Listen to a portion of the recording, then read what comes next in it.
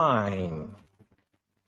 Almost come to the conclusion that the story is so damning that the mass of people can't deal with it. We are in process of developing a whole series of techniques to get people actually to love their servitude. We face a hostile ideology, global in scope, atheistic in character, ruthless in purpose, and insidious in method. For we are opposed around the world by a monolithic and ruthless conspiracy that relies primarily on covert means for expanding its sphere of influence. To change the minds and the attitudes and the beliefs of the people to bring about one world socialist totalitarian government. The potential for the disastrous rise of misplaced power exists. It has patterned itself after every dictator who has ever planted the ripping imprint of a boot on the pages of history since the beginning of time. If you can get people to consent to the state of affairs in which they are living, then you have a much more easily controllable society than you would if you were relying wholly on clubs and firing squads and concentration camps. Tools of conquest do not necessarily come with bombs and explosions and fallout. There are weapons that are simply thoughts,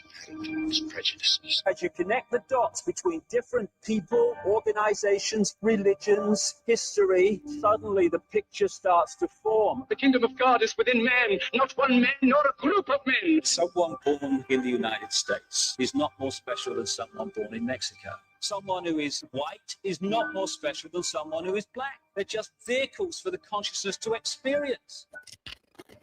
They do not want your children to be educated. They do not want you to think too much. It was learned that the aliens had been and were then manipulating masses of people through secret societies, witchcraft, magic, the occult, and religion. They reach into our children in music, television, books. Prey on children's innocence. How can I disprove lies that are stamped with an officialcy? So if you have the opportunity to stand next to one of these machines, it feels like an altar to an alien god. Genetic power is the most awesome force the planet's ever seen, but you wield it like a kid that's found his dad's gun. The Army Air Forces has announced that a flying disc is now in the possession of the Army. Too many others know what's happening out there. And no government agency has jurisdiction over the truth. Any state, any entity, any ideology that fails to recognize the worth, the dignity, the rights of man, that state is obsolete. A case to be filed under M for Mankind in the Twilight Zone. It's about time some of you got acquainted with the real hard truth. It's the heart that says, I will not acquiesce. Freedom is the privilege to be right. Freedom from the disasters of our mistakes. You don't connect the dots. It's just a mass of what's all this about.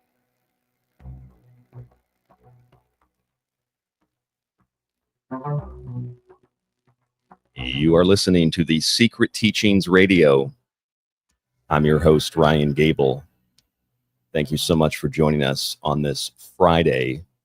For me, Saturday morning, but for most of you, Friday night, August 29th, 2025. The anniversary of Skynet becoming self-aware.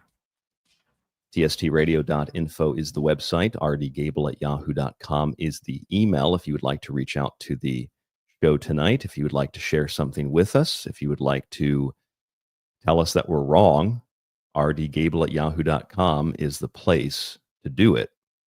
Our website has our full show archive on it.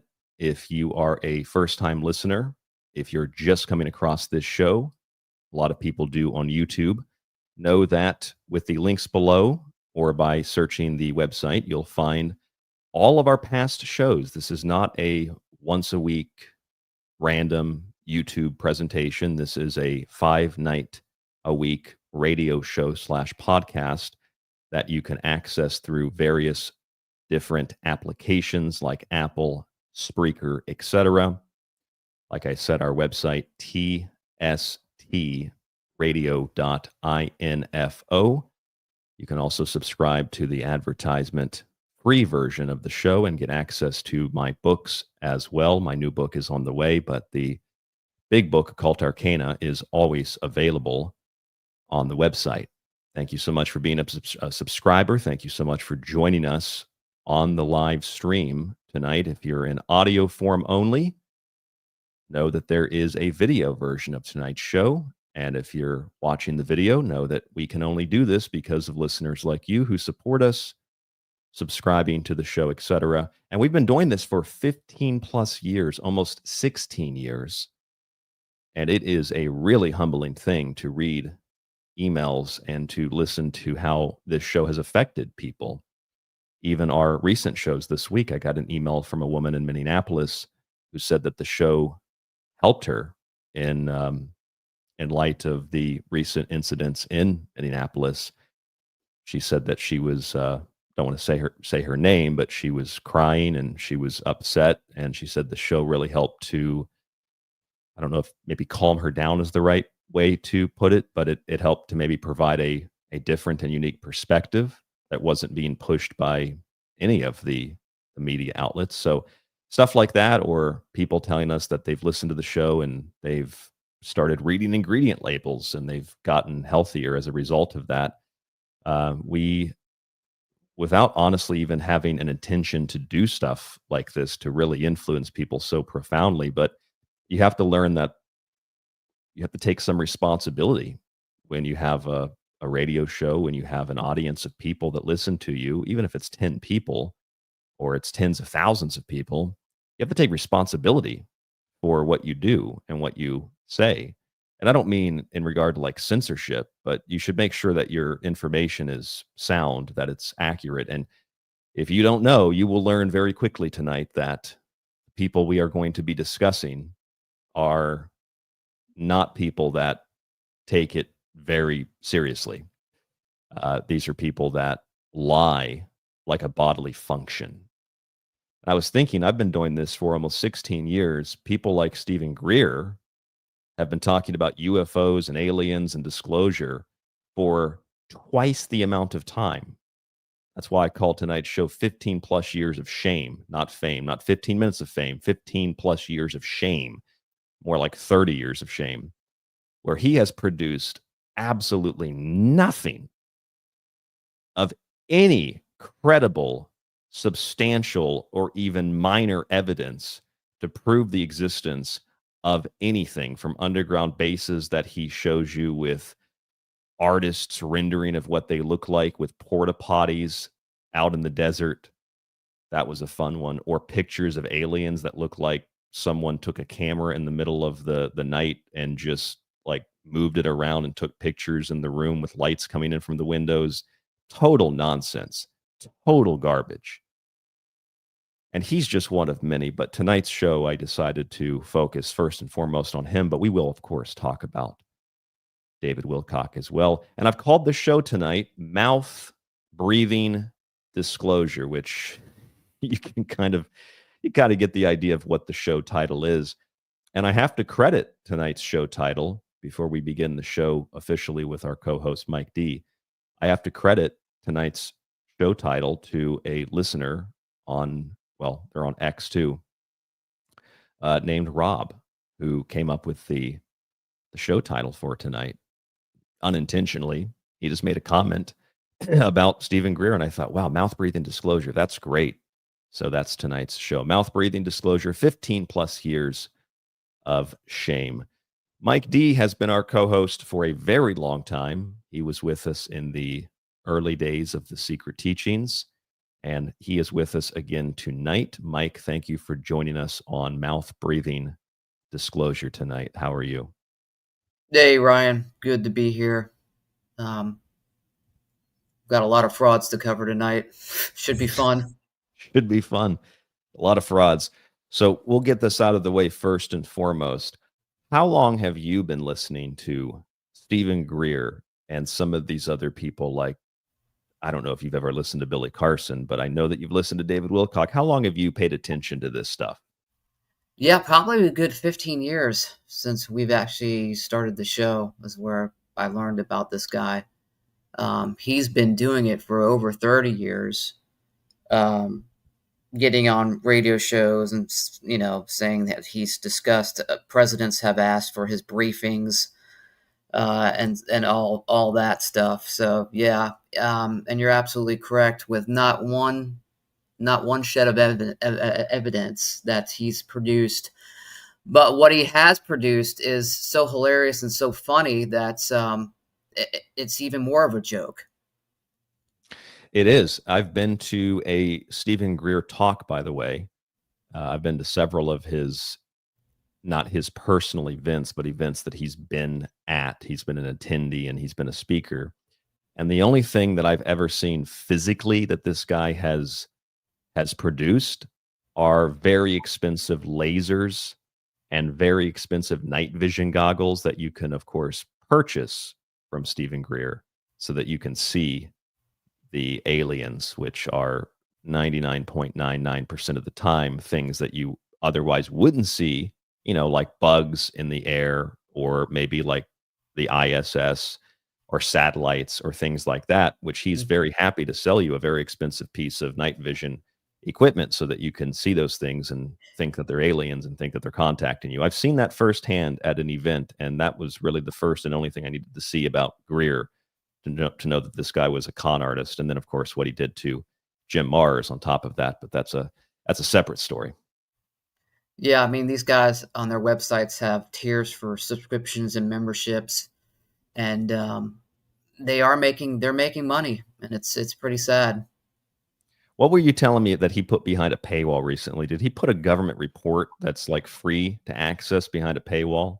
He's got let me see if I'll bring it up here. And feel free to share your screen like we did last time. Yeah, let me see. Let me bring it up and I'll share my screen here so people can see what we're talking about. I'll make it a little smaller here. And while you're doing that, recall that Linda Moulton Howe also put an alien picture behind a paywall. Do you remember that? Oh, yes. I remember that. And remember where that alien picture was from? It was from a video game, one that I used to play when I was a kid called Area 51, which I can put that on the screen while you're looking at your computer. Yeah, this image right here, without the name of the game, it was a really fun game. I wish that they had like a new version of that or something. But this is the image that Linda Moulton Howe literally shared this image, gave like a teaser to it, and then she stuck it behind a paywall. And maybe you can't blame Linda Moulton Howe because she is very old now, and I don't know if she knows how the internet fully works, frankly. But she doubled down on it when she was asked about it. Someone said, "Hey, you know that's a video game image, right?" She got very angry about it, very upset about it. But these people literally take video game images and sell it to you. It's not really any different than when CNN used remember when CNN used Fallout 4 as a proof that Putin hacked the election? Remember that? Yes. Same thing. Here it is. Time Magazine. CNN used video game to show how Russians hack stuff. It's about as credible. I got it up if you want to. Yes, if you have it up, we'll add this to the screen. All right, Mike, take over. Go ahead. Yeah, so this is one of his posts on. Let me just read it. So this is Dr. Greer on the asteroid threat planned by the cabal since the 50s. We were warned about it by Kara Rosen, spokesperson for Warren von Braun. Find out more via Dr. Greer's membership platforms. Link in bio. Click on each level to see the benefits. And then when you scroll down, well, you got to actually go to the website, and then you'll see the paywall for memberships. Can you zoom in a little bit on your screen? Just a little bit? I can. Thank you. That good? Yes, that's good. So that's from his X page, it appears. Yes.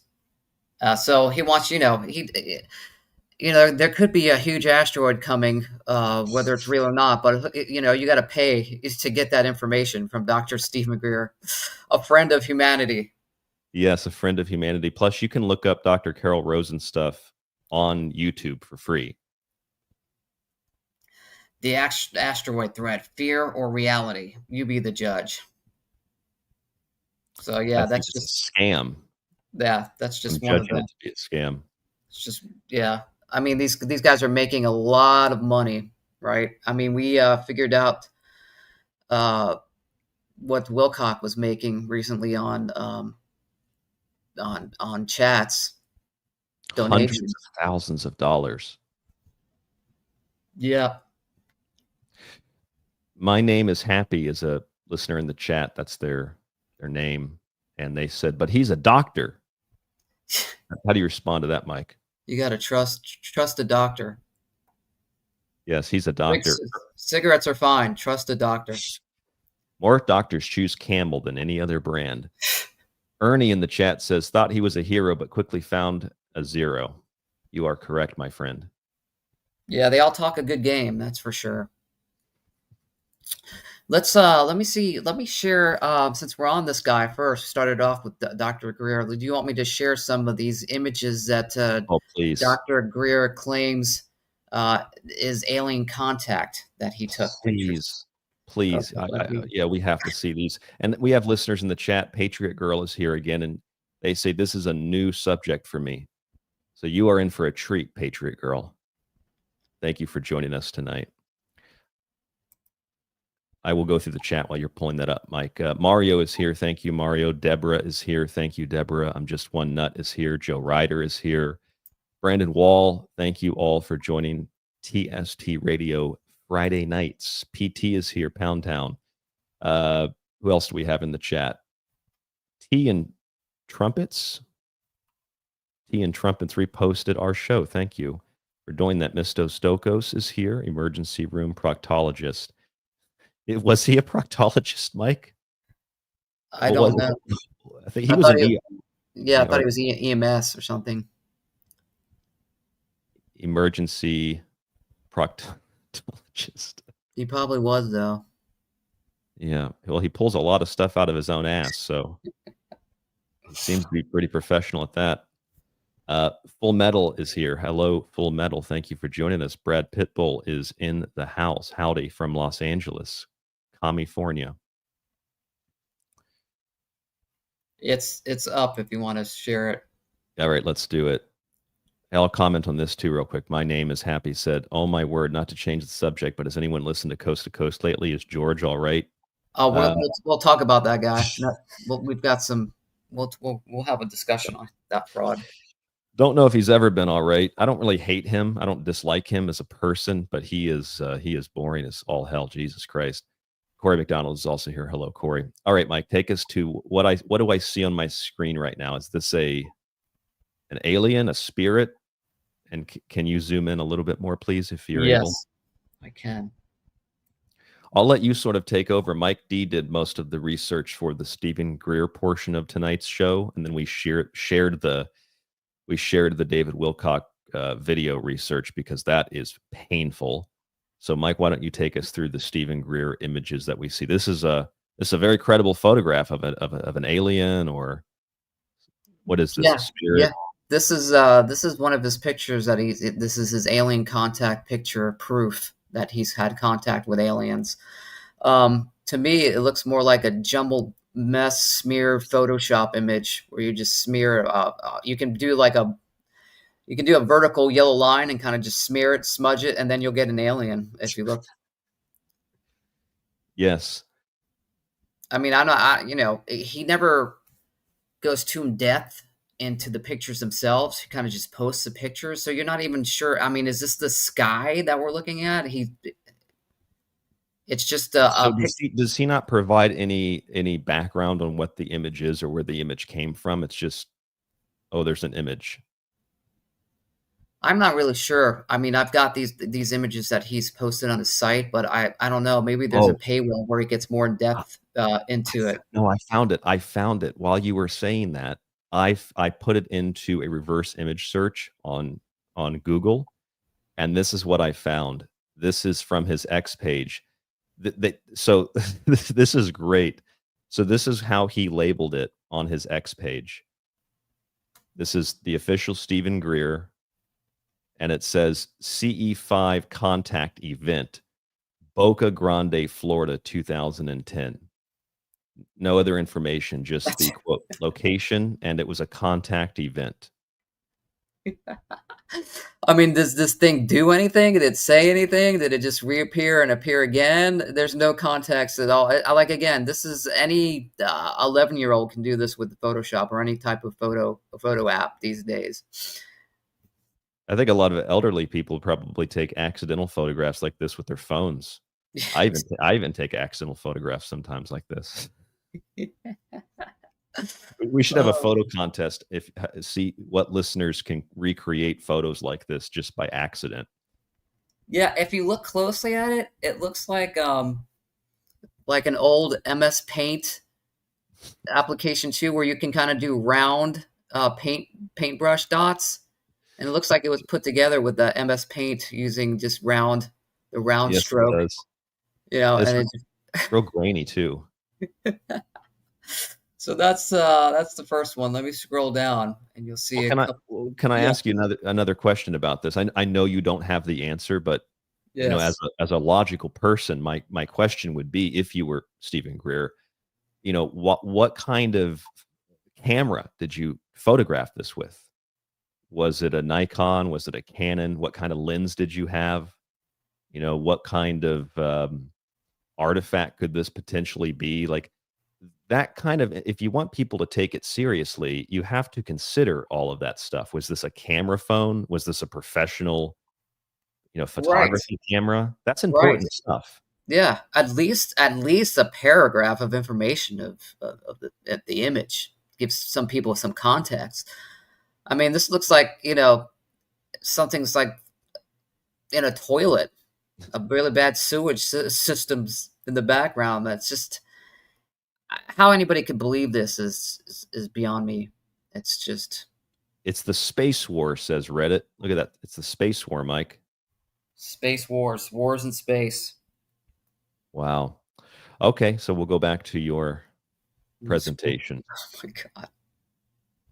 Oh my goodness, I love the one in the middle. That one is so funny. So for listeners who are only listening to this in audio form, what the first image appears to be is like Mike said, it's a Microsoft Paint job with this golden smear job in the middle of like a brown background. And then these other images, how would you describe these other images, Mike, for people that are only in audio? Fake. Please describe what they appear to. Super low res. Maybe each picture contains about 5 pixels max. They're very grainy. Again, it looks like something that you can put together in Photoshop. But going from left to right, the first picture, I can't even tell what's going on. It's maybe it's just so grainy and out of focus, and is it supposed to be it almost looks like a really up close image of that fake serious alien body that him and Jimmy Church hawked all over the internet. Yeah. I mean, it looks like there's like maybe like a finger pointing at the bottom. It's so I don't know. It's hard to make out. Yeah. So for listeners that are only listening in audio form, it looks. Have you ever seen the Serious documentary, which was the least thing from being actually serious, and yes, pun intended. It looks like an up close version of that. That's what it looks like for people that can't see it. But anyway, go ahead, Mike. Yeah, I mean, it's very hard to make out. But this is supposed to be evidence from someone 30 years plus in the field. The middle, we have like maybe a small child floating in space. Well, a listener, I think, provided a pretty accurate description. I don't know if you can see the comment if you'd like to read it. My name is Happy in the chat says. No, I can't read it. Read it. No. Okay, it's okay. So my name is Happy in the chat says the middle pic looks like a garbage pail kid alien doll flying. It does. Yeah, the middle picture is hard to describe, but yeah, it looks like a kid with a big head floating in space. Again, very grainy, but you can make out it's got 2 legs and an arm, and maybe 2 eyes and a nose and a mouth, and it's like greenish hued. Again, very poor quality, pixelated. You know what it looks like? I can just imagine the background for how he took this picture. I think he had one of his interns. So they're in like a little photo studio, and he has like an intern with a doll, and they throw it up in the air, and then he takes a bunch of pictures, and then they find the one that looks like it's in space. And they edit it a little bit, and then they post it. Yeah. This is where Marvel got their inspiration for the movie The Eternals. Yeah. It wasn't Jack Kirby. It was actually Stephen Greer. It looks like he's almost trying to give you the middle finger from the middle. He's trying to pop up that middle finger to you. It does. So my interpretation of this, Mike, is that there are small garbage pail alien children floating through space, and Stephen Greer has a photo of one of them. Yes. Again, 30 years in the field, and this is the evidence you produce. When I saw these pictures, when the word was getting around that Stephen Greer is going to release some of his collection of alien pictures, I was like, yeah, okay, let me see this. And when I saw these were worse than I actually even expected, you know. They're horrible. I was expecting maybe like some type of like a rubber dummy type of looking alien that was, found in someone's closet or something. But these are worse than I even imagined. I mean, the last one on the right looks like it's just a doctored up CT scan in Photoshop of someone's back. Well, he was in the ER. For people listening at home, it's a hard one to describe too. It looks like the back of a muscle guy with a big back. I can't even. Go ahead. Well, I this reminded me of something. It reminded me of the Mariana apparitions. You know, people will see Mary, or they'll see the water stains of Mary. And I remember being taken to one of these when I was a kid in St. Pete. I mean, you live in that area roughly. You remember the water stain back in the late 90s? Yes. Yep. Yeah, on the side of a building. Yeah, it was on the side of the side of a building that was like mirrored. You know. Yes. It looked, and people thought, okay, that's the Virgin Mary. I mean, I understand why people see that if they're Christian and there's, without doubt, pareidolia involved. This isn't what Greer is presenting, pareidolia, though. This is like you said, paint, Microsoft Paint. This is, like I said, this is someone throwing an actual doll into the air and him taking a picture of it. And this other one, I don't know, he might have put a camera up his colon. I don't know what that picture is on the left. Yeah, it's very horrible. I mean, to release these images, if I was him and I released these images, I wouldn't, because it would hurt my so-called credibility if I released these images because they're so bad. I wouldn't even do it. But these frauds are so narcissistic, and also how much money they've made. They don't care. They don't care. They know their core audience can be easily deceived, and they'll just post or say whatever, and it doesn't matter. They'll still get memberships, and they'll still get super chats. I mean, quite frankly, I feel like I've lost credibility just simply putting these on the air. Because if someone just comes by this show and sees this, they're going to think, they're not even going to listen to what we're saying. They're just going to see these images and think these guys are liars. That's fake.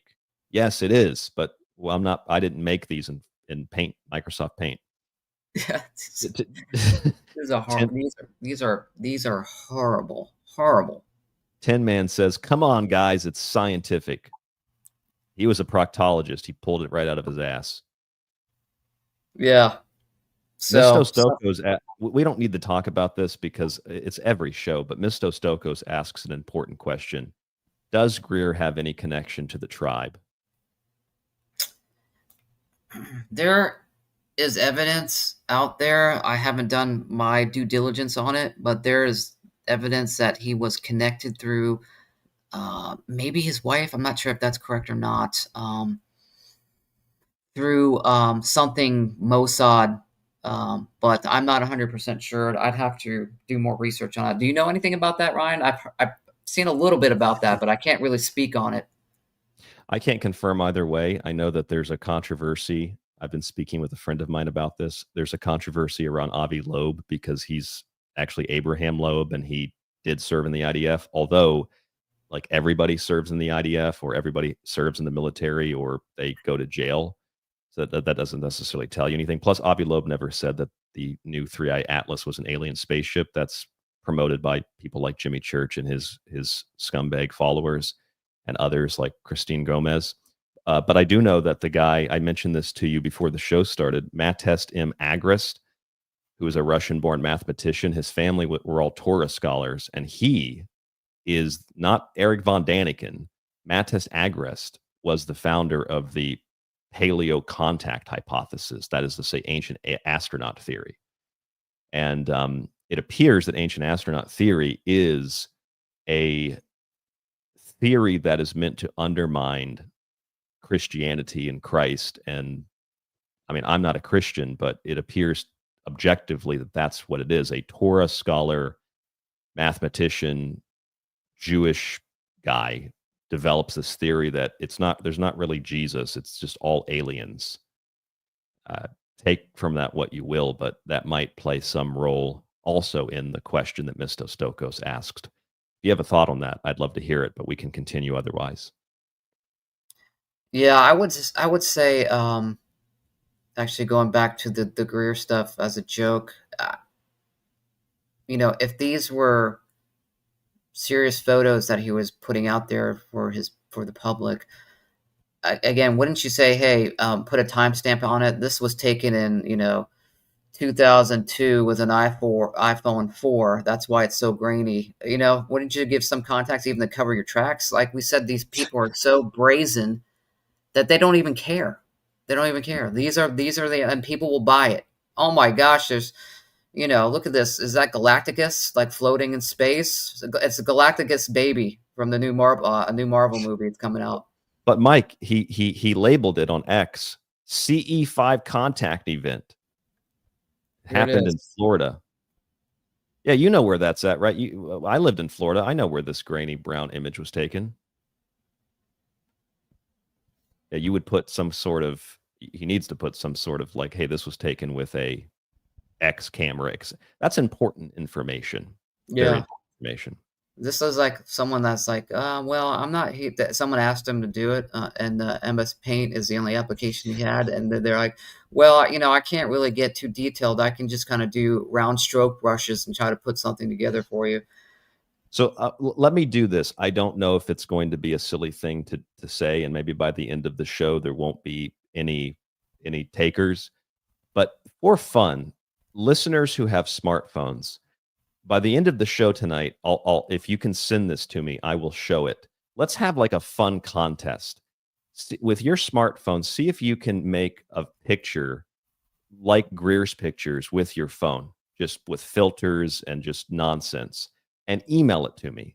And I'll check at the end of the show, and we'll see how many people found aliens in their room or outside in their backyard. Please do that. Please make some fake pictures, and let's see how good you can make them with your phones. Let's see if you can make them better than Greer's pictures. See if you can do that, okay? And email that to me at rdgable@yahoo.com, rdgable@yahoo.com. Go ahead, Mike. Let's You're destroying my credibility. You got to get that off the screen. Well, let me. Okay, let's read his intro on his website that he actually probably wrote about himself.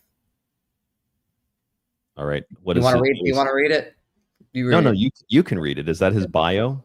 Yeah, it's supposed to be. Yeah, it's his bio straight from his website. So, Dr. Stephen Greer is the world's foremost authority on the subject of UFOs. That's a pretty brazen statement. Yeah. Extraterrestrial intelligence technologies and initiating peaceful contact with interstellar civilizations. Wow, man, if he's doing that, wow, he should be on every news channel across the world. For more than 30 years, Dr. Greer has provided briefings for senior government officials across the globe and conducted numerous... Now, hold on a second. Didn't he admitted that his briefings were the equivalent of an 8th grader writing a letter to the White House in middle school, because he didn't know if the president actually read it. He just sent a letter to the White House. He said that in an interview. So by that by that description, every 8th grader who's ever sent a letter to the president has briefed the president. Yeah. I think that's important. I think that's an important piece of information. I'm sorry. Go ahead. Keep reading. Delivered hundreds of lectures. He has authored 7 books and produced 5 feature documentaries that have been seen by hundreds of millions of people. Millions of people, as Joe Biden would say. Dr. Greer, 20 billion million trillion. Dr. Greer's relentless efforts toward disclosure for 30 years now of the classified UFO ET information has inspired millions and billions and trillions of supporters around the world. He continues to identify high-level government contractors and military whistleblowers willing to bring out the truth on the UFO ET issue. Well, it looks like this truth is still out there, so you haven't done that great of a job, Mr. Greer. In 30 years, nothing. Nothing. Nothing. I was thinking, if you were hired, I was laying in bed thinking this last night. If you were hired to do a job, like, I don't know, it could be plumbing, electricity, anything. And you show up for the job and, you're supposed to be done in like a week, but after 3 or 4 days, you haven't even started yet. The company's probably going to ask questions. Hey, we hired you to do this job. What's the deal? You haven't done anything yet. And you say, well, we're getting the equipment together. There were some back orders on parts or something like that. And then after a week, you didn't finish your job. You would be fired and you might even be sued. This guy for 30 years can show fake pictures and people still give him money. Yeah, he's got a pretty extensive membership. I think he breaks it up into like 3 or 4 tiers. Just like it seems like it's, again, all about money to these people and nothing else. If you wanted to get this information out, wouldn't you do it for free? Wouldn't your website be for free? If an asteroid's going to hit the Earth, wouldn't you let people know or give evidence of such free, not hide it behind a paywall? You got to be a special kind of scumbag. If you actually believed that, there's an asteroid that's going to hit the Earth, you put it behind a paywall. Yeah. Jeez. Burning Beard says, I gave Greer $1,000 and he sent me a D-pic. There was always something off about that guy when I first saw him on interviews and whatnot, because not to make fun of anybody's physical appearance, but I mean the dude had like this huge body and this tiny little head, and it just looked like something from what's that movie? They just did a remake of that movie. I forget what it's called, but it was just kind of weird. And then he gave me kind of like, gay vibes too, the way that he spoke. A listener just pointed that out in the chat. Yeah, it's just. But I never really trusted the guy, because I felt something was off with him from the beginning, Yes. And then, of course, when he started to put out these pictures, it just proved everything that my intuition told me: total fraud and fake. And I can tell you also that I've told you the Jim Mars story, right? Tell it to me again for the listeners out there. Yeah, so I was relatively decent friends with Jim Mars, and we talked even off air quite a bit. Just call him and talk to him. So we were pretty good friends, and he trusted me to watch his table, his books, his money, and all that at various conferences. Sit there and talk to him. He'd go to a talk, and I'd sit there and sell books. And we had this really good spot because Jim Mars was, a grandfather, a godfather of a lot of this. So he had a spot next to the main speaking room at a conference. And that had the most traffic. So they had given that to Jim because of who he was. And long story short, he had all of his books laid out on the table, and he was going to a speaking engagement. So I watched his table, and I'm there for maybe 5-10 minutes because they were changing speaker rooms. So when Jim left, these people start pouring into the room that we're in front of, and it's Stephen Greer's people. And to give you an image of what they looked like, he had 2 bodyguards who were bigger than him, and they had bulletproof vests on, kind of like Emery Smith used to wear over top of their clothing, like Reno 911. Yes, because you have to make it a spectacle. And they looked like they were on steroids. And so they're bringing in this was the serious documentary that they were going to screen at this event. So they're bringing the serious signs, and I think they probably had copies of the DVD. I'm not sure, but he had books and stuff like this. And they sit it down on Jim's table, and I remember Greer just says, "All right, we need to move all this stuff." And it's not his table. He just puts his arm down and just pushes as I'm sitting there, he just pushes all of Jim's stuff to the edge of the table and knocks a bunch of books off, and then starts setting up his serious stuff. What a D-bag. What a total D-bag. piece of garbage. And I mean, of course, I said, "What the fuck do you think you're doing? This is not your table." And got into a scuffle. And then, of course, his bodyguards, they get up like this. "Well, Mr. Some Secret Service, Mr. Greer, we might have a problem. Stand back, sir. He's hostile." Bullshit like that. Oh, that literally yeah. that happened. That literally happened. Let's take a look at this guy again. I got a better picture of him. Share that. And while you share that, I needed to bring this up. If for anybody who has not seen the images of this crap, this is that serious documentary he did. This is the alien that turned out to be totally fake. For those of you who are watching the video, this is the fake alien that they shared. And they made, how much money they probably made off this documentary, him and Jimmy Church selling this nonsense. Look at this alien, Mike. Oh, yeah. Universe. Yeah. I think he threw that up in the air, and they snapped a picture of it, and that's what that middle picture was that you showed. Yeah, this seems about right. Hey, Ron Patton is here. Howdy, Ron. All right, go ahead, Mike. No, I just wanted to show people a picture image if they don't know what this guy looks like, Stephen Greer. I'm sharing right now. Some people think he's a liaison for the aliens, because he always says they're good, they're good, they're good. He's like a spokesperson, like a rep that they send ahead of time to convince people that they're not going to kill us. Again, not bringing physical appearance, but for frauds, they're on the table. His teeth are giving me like lizard vibes. A little bit, Mike. A little bit. So this is the photo that the arrow is pointing to. That was actually, I guess he cleaned that image up. Because that's actually the same photograph here on the far left that he posted. And then he's got another one. I guess they cleaned it up. You still can't tell what the heck it is. It looks worse now. It looks like someone at a campfire, or someone at a Boy Scouts camp, and they're about to tell scary ghost stories, and they turn the flashlight on under their face. That's what it looks like from my angle.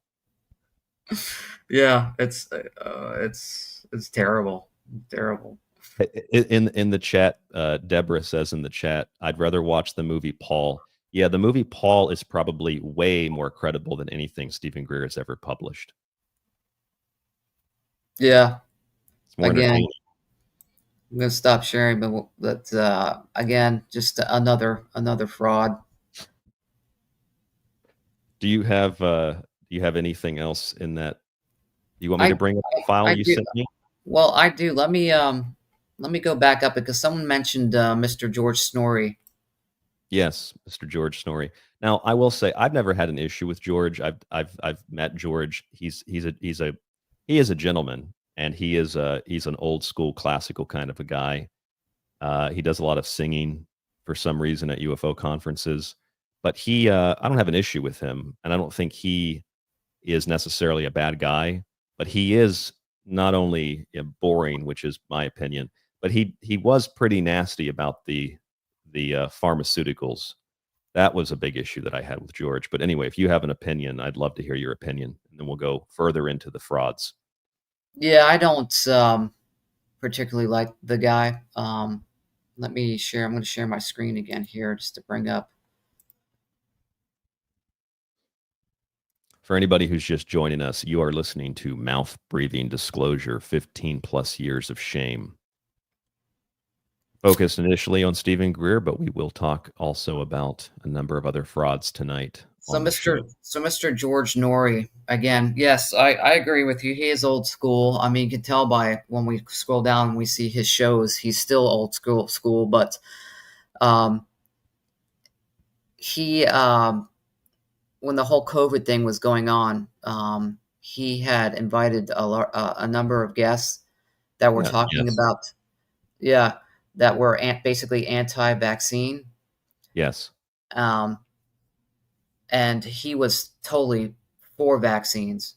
And he had people later on in the show that would go on and talk about COVID and how the vaccines were actually worse than actually not getting vaccinated. And he'd cut them off, and it was very bad. He was totally for vaccines, So he would put anti-vaccine guests on and kind of ridicule them. So I didn't. Yeah, that's something I definitely didn't like about the guy. I agree with you. Cool Channel in the chat says Norrie sold us out. Yeah, well, pretty much the entirety of ufology has sold you out because it is all about money.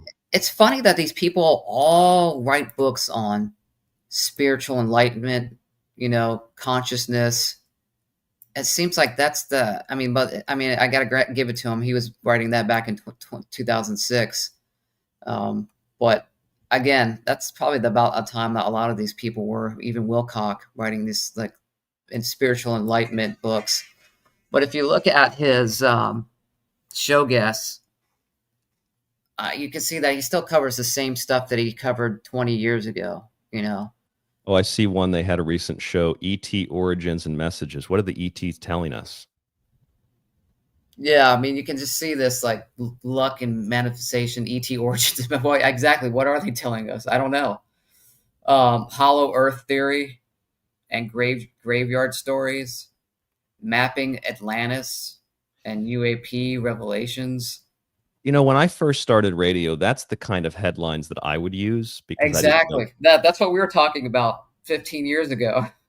Yeah, and I also didn't know what else to call the show, so I just named it whatever.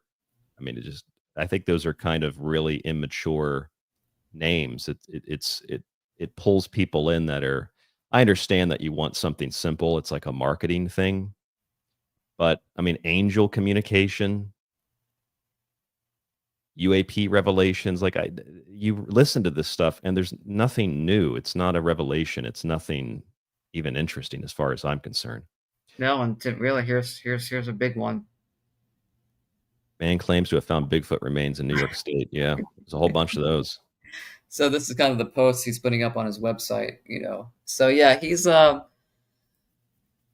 just old school and not someone that's I would waste time listening to, Yeah, I don't have a grudge against him like I do some of these other people. Oh, I know who you have a grudge against. Let's see if I can find him. No, it's not that guy. Oh, here's your guy. Oh my God. Look at that. Look at that mug.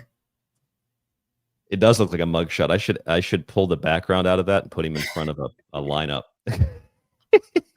This is, if any people don't know, this is Mr. Jimmy Church of Jimmy Church Radio. Yes, the man who has platformed all the frauds and made lots of money and then asked me, what's it your issue if I had these people on? Because you're a fraud and you're promoting frauds and you're stealing money from people. That's why it's my issue. I'm a concerned citizen and a professional that's been doing this 3 times as long as you have. Yeah. Yeah. Let's A Patriot Girl asks an important question. Is the image on the screen, is that Bigfoot? It could be. I'll tell you, the chat room is feisty tonight. This is a guy that I used to buy weed from when I was 16 on the corner. Yes. And this is the guy who denies that he even knows who I am. says he doesn't enjoy him. He's another great guy that would put on fraudsters to make money, not knowing full well they were frauds, but he was getting ratings and making money, so he continued to do it. Yep, he looks like trash. Let me read his bio for everyone out there. Welcome to Jimmy Church Radio, the ultimate destination for all things mysterious and mind-blowing. Prepare to embark on an extraordinary journey where science, conspiracy theories, and the unexplained collide. Our mission is to entertain, enlighten, and expand your consciousness with thought-provoking interviews, gripping stories, and cutting-edge research. Join us as we deep dive into the unknown, exploring the realms of UFOs, time travel, paranormal phenomenon, and much more. Get ready to experience 50 trillion gigawatts of internet awesome like never before. Are you ready to uncover the mysteries that lie beyond? Well, you don't need to find any mysteries that lie beyond, because if you listen to the show, he lies on the show. Nothing that really lies beyond. I think he's better off having ChatGPT write his intro. Boomer Sooner. I mean, people in the chat they do not like Jimmy Church. Looks like someone that drinks alone and stays mad at the world. That facial hair just screams fraudster, doesn't it? He looks like he could have been like an 80s porn star almost. He's the Ron Jeremy of radio. The Ron Jeremy of radio. And the chat room is... I gotta look tough on this one. Yeah. Totally fake. By the way, I actually tried. He was not an enemy. I went up to him at a conference many years ago and tried to shake his hand and say, let's just be peaceful, and maybe we should do a show. I was on his show at one point, actually, in the past. Maybe we should do another show together. And he said he didn't know who I was, didn't know what I was talking about. I have an audio recording of that too, by the way. I remember that. I think you played that. Here's one of his top-notch guests that he recently had on August 12th, 2025. This is Mr. Tony Rodriguez. And Mr. Tony Rodriguez, he was part of the 1981 secret space program, where he was recruited as a child. He was actually abducted at the age of 10, subjected to MK Ultra type training, and later trafficked through programs leading to a Mars colony corp and service before being returned to his childhood timeline.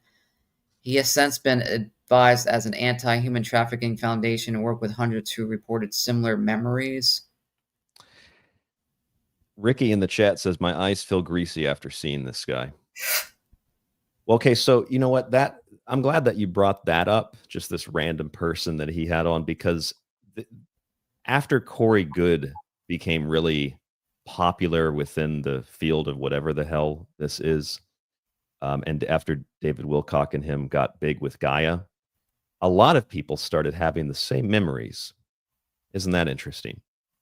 When people saw how successful these guys were, making millions of dollars, suddenly, oh, wait a minute, I was also in the secret space program. It's really convenient, isn't it? It's even more convenient that Corey Goode admitted in a deposition that he made it all up, that it's all fake, but yet these people still, Tony Rodriguez, he still remembers it. And then Corey Goode tried to patent 420 and back, which I always thought was funny, because if that was a government program, how are you going to patent a secret government program name? Right. Didn't he try to patent and also trademark secret space program? Those words. Yes, this SSP secret space program, and he also tried to patent blue avians, I think. Trademark it. It's funny how Mr. Wilcock does not talk about the blue avians anymore, if you notice that in this last couple of years. No, because he's shifted now. It was Raw, the blue avians, and now it's the Archangel Michael. Yeah. Which PT in the chat says, angel communication does not sound like it should be simple unless you piss on yourself. Archangel Michael, interpreted by David Wilcockowitz. Yes. Yeah, pee on yourself. He did say that. I know new listeners don't know that, but David Wilcock did say that. He said if you pee in the bathtub and lay in the piss, you will get the ability to become telekinetic. Here's a not so good post from Mr. Church. Jimmy Church caught selling laughable alien hoax. Dr. Jonathan Reed, alien hoax fraud. Remember that guy that said he hit the alien overhead with a baseball bat and then put him in the freezer? Wait, was that the guy on Art Bell? Yes. Oh my God, I remember that guy. That was, oh my goodness, yes. Yes, that's a great old episode of Art Bell. Where when we listened to that, we were like, man, I can't believe Art is actually falling for this. Is he? I don't know if he was covering his story. I'm not saying Art Bell was believing his story, but he covered the guy, which was so bad because it was so fake. People don't know the story. This guy was in the woods with his dog, and he saw some like alien craft land in the woods, and some alien came out and basically disintegrated his dog, and then he picked up like a branch or something and smacked the alien over the head with like a branch and knocked it out, and then dragged it back to his home and put it in the freezer, and then said that the government, that Men in Black came and it got out of the freezer, didn't it? It got out of the freezer or something, and like the Men in Black came and took it from him. It's just a complete and utter BS story. At least, see, when that was on Art Bell, it was new radio. Like, people had not heard stuff like, there might have been books written or people on very small local circuits talking about nonsense like this, but Art Bell was really one of the first to platform that on such a large audience. And so, it's almost like you can kind of tolerate that and it's funny. But when it becomes every greasy Jimmy Church wannabe hack on the internet that does the same thing, it spirals out of control. And it's almost like it's not even funny or entertaining. It's frustrating because these people are liars. These people are scumbags. It's like when someone tells a joke or something, offensive joke or a non-offensive joke, and it's like, oh, it's funny. But then when someone steals that joke and tells it, and then everybody steals that joke and tells it, you're like, this isn't funny anymore. It was that other guy that came up with that. Why are you stealing their jokes? And that's kind of how I look at it. Right. And if you're going to have a guest that doesn't really have any evidence to back up what they're saying, I don't follow Jimmy Church, and so I don't listen to Jimmy Church. So I don't know if this Tony Rodriguez, I didn't listen to the show, so I don't know if he gave any type of evidence for being in the secret space program. He didn't, because it doesn't exist. If you're gonna have someone like that on, and let's just say he didn't give any type of evidence, it's all just coming from his mouth. There's no documents, there's no pictures, there's no anything. Wouldn't you let the listeners know beforehand that you're gonna have this guest on, and these are his opinions and views, and kind of leave it up to the audience to decide, but that the guest really has no evidence, that the guest is just giving his opinions and views on what he thinks or she happened to him, right? You'd have to give like a caveat. Yes. And none of these frauds do that. Certainly this guy doesn't do that. Cool Channel Name says I'm assuming Cool Channel Name, you mean Jimmy Church. A company named Sunset Productions was paying him $3,000 per week. Is that the Sunset Strip Productions where he used to work? Ernie D says he stole Robert Stanley's discovery of an alien moon base underwater at Malibu. Yeah, an alien moon base under Malibu, where he conveniently lived very close to, and then had found the base right before he got that job at Coast to Coast. That was convenient, wasn't it, Jimmy? And then also a listener named Tim just got into the chat, said, I missed the first hour. And Misto Stokos said in response to that, I thought this was great. Tim, we examined Greer's colonoscopy pics. Welcome to the party. Yeah, let's see if I can. Is he down here? I think so. Yeah, here's these great pictures of evidence from Dr. Greer. Yes, for anybody who missed it, those are the images.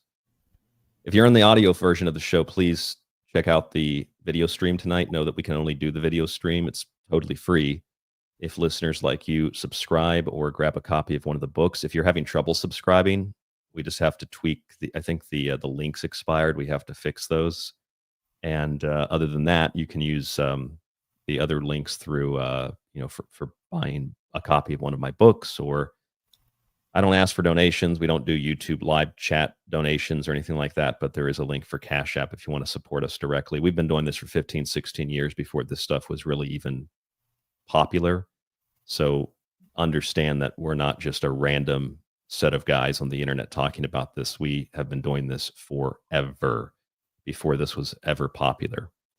So thank you for joining us on the show tonight. tstradio.info is the website, rdgable@yahoo.com. I also have all the chat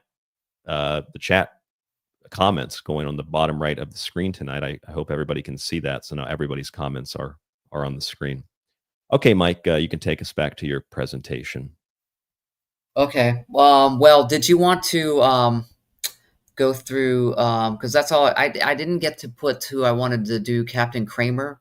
We can talk about that guy a little bit, but he's the same as Mr. Rodriguez. Basically, almost the exact same story, being abducted as a child, going to serve in these Mars Corp, where you fought aliens, you fought lizards on Mars, and then if you got your arms or leg cut off, it was okay because they put you in a med bed and you get your arms and legs back. Yes, the med bed. Oh yeah, the med beds. I remember that.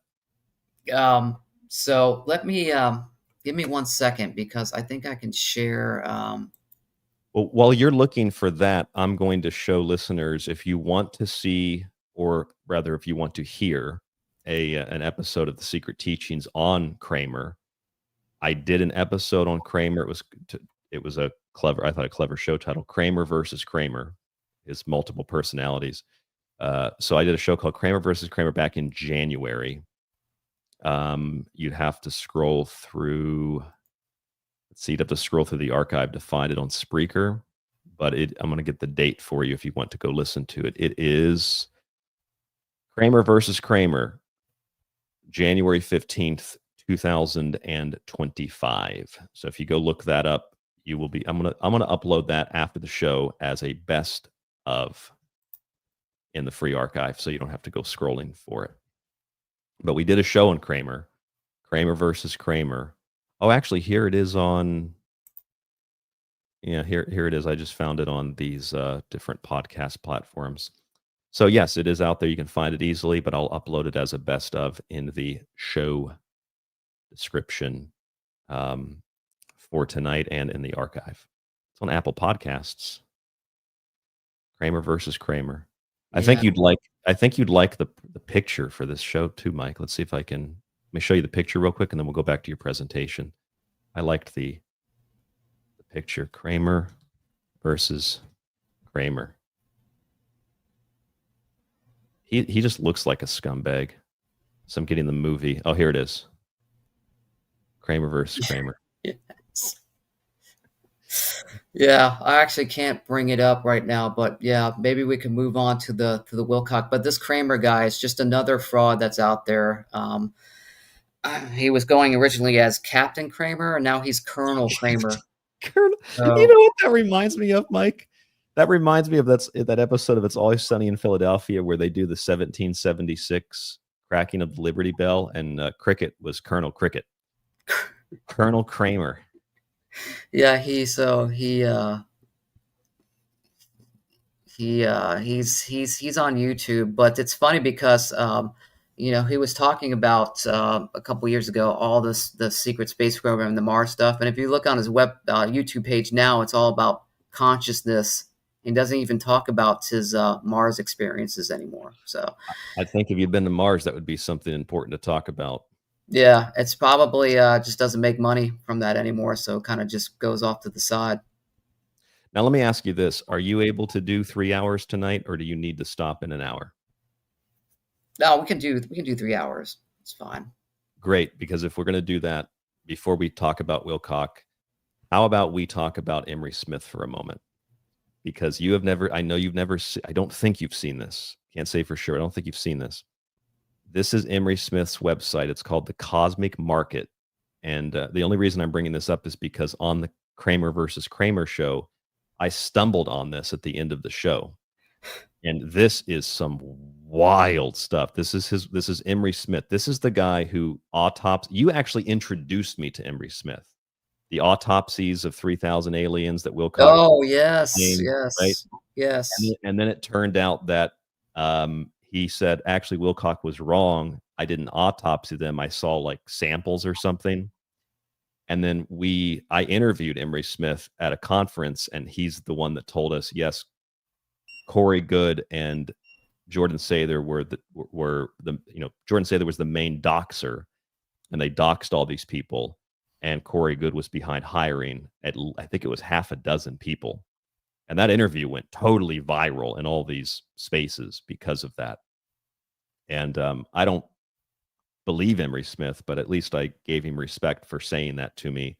His guards, he had guards too, like Greer, but his guards were like trying to keep me away from him. But Emery said, no, you can walk with us and I'll tell you what I know. So at least I gave him credit for that. And he got real fat too. So these cosmic healing devices aren't working.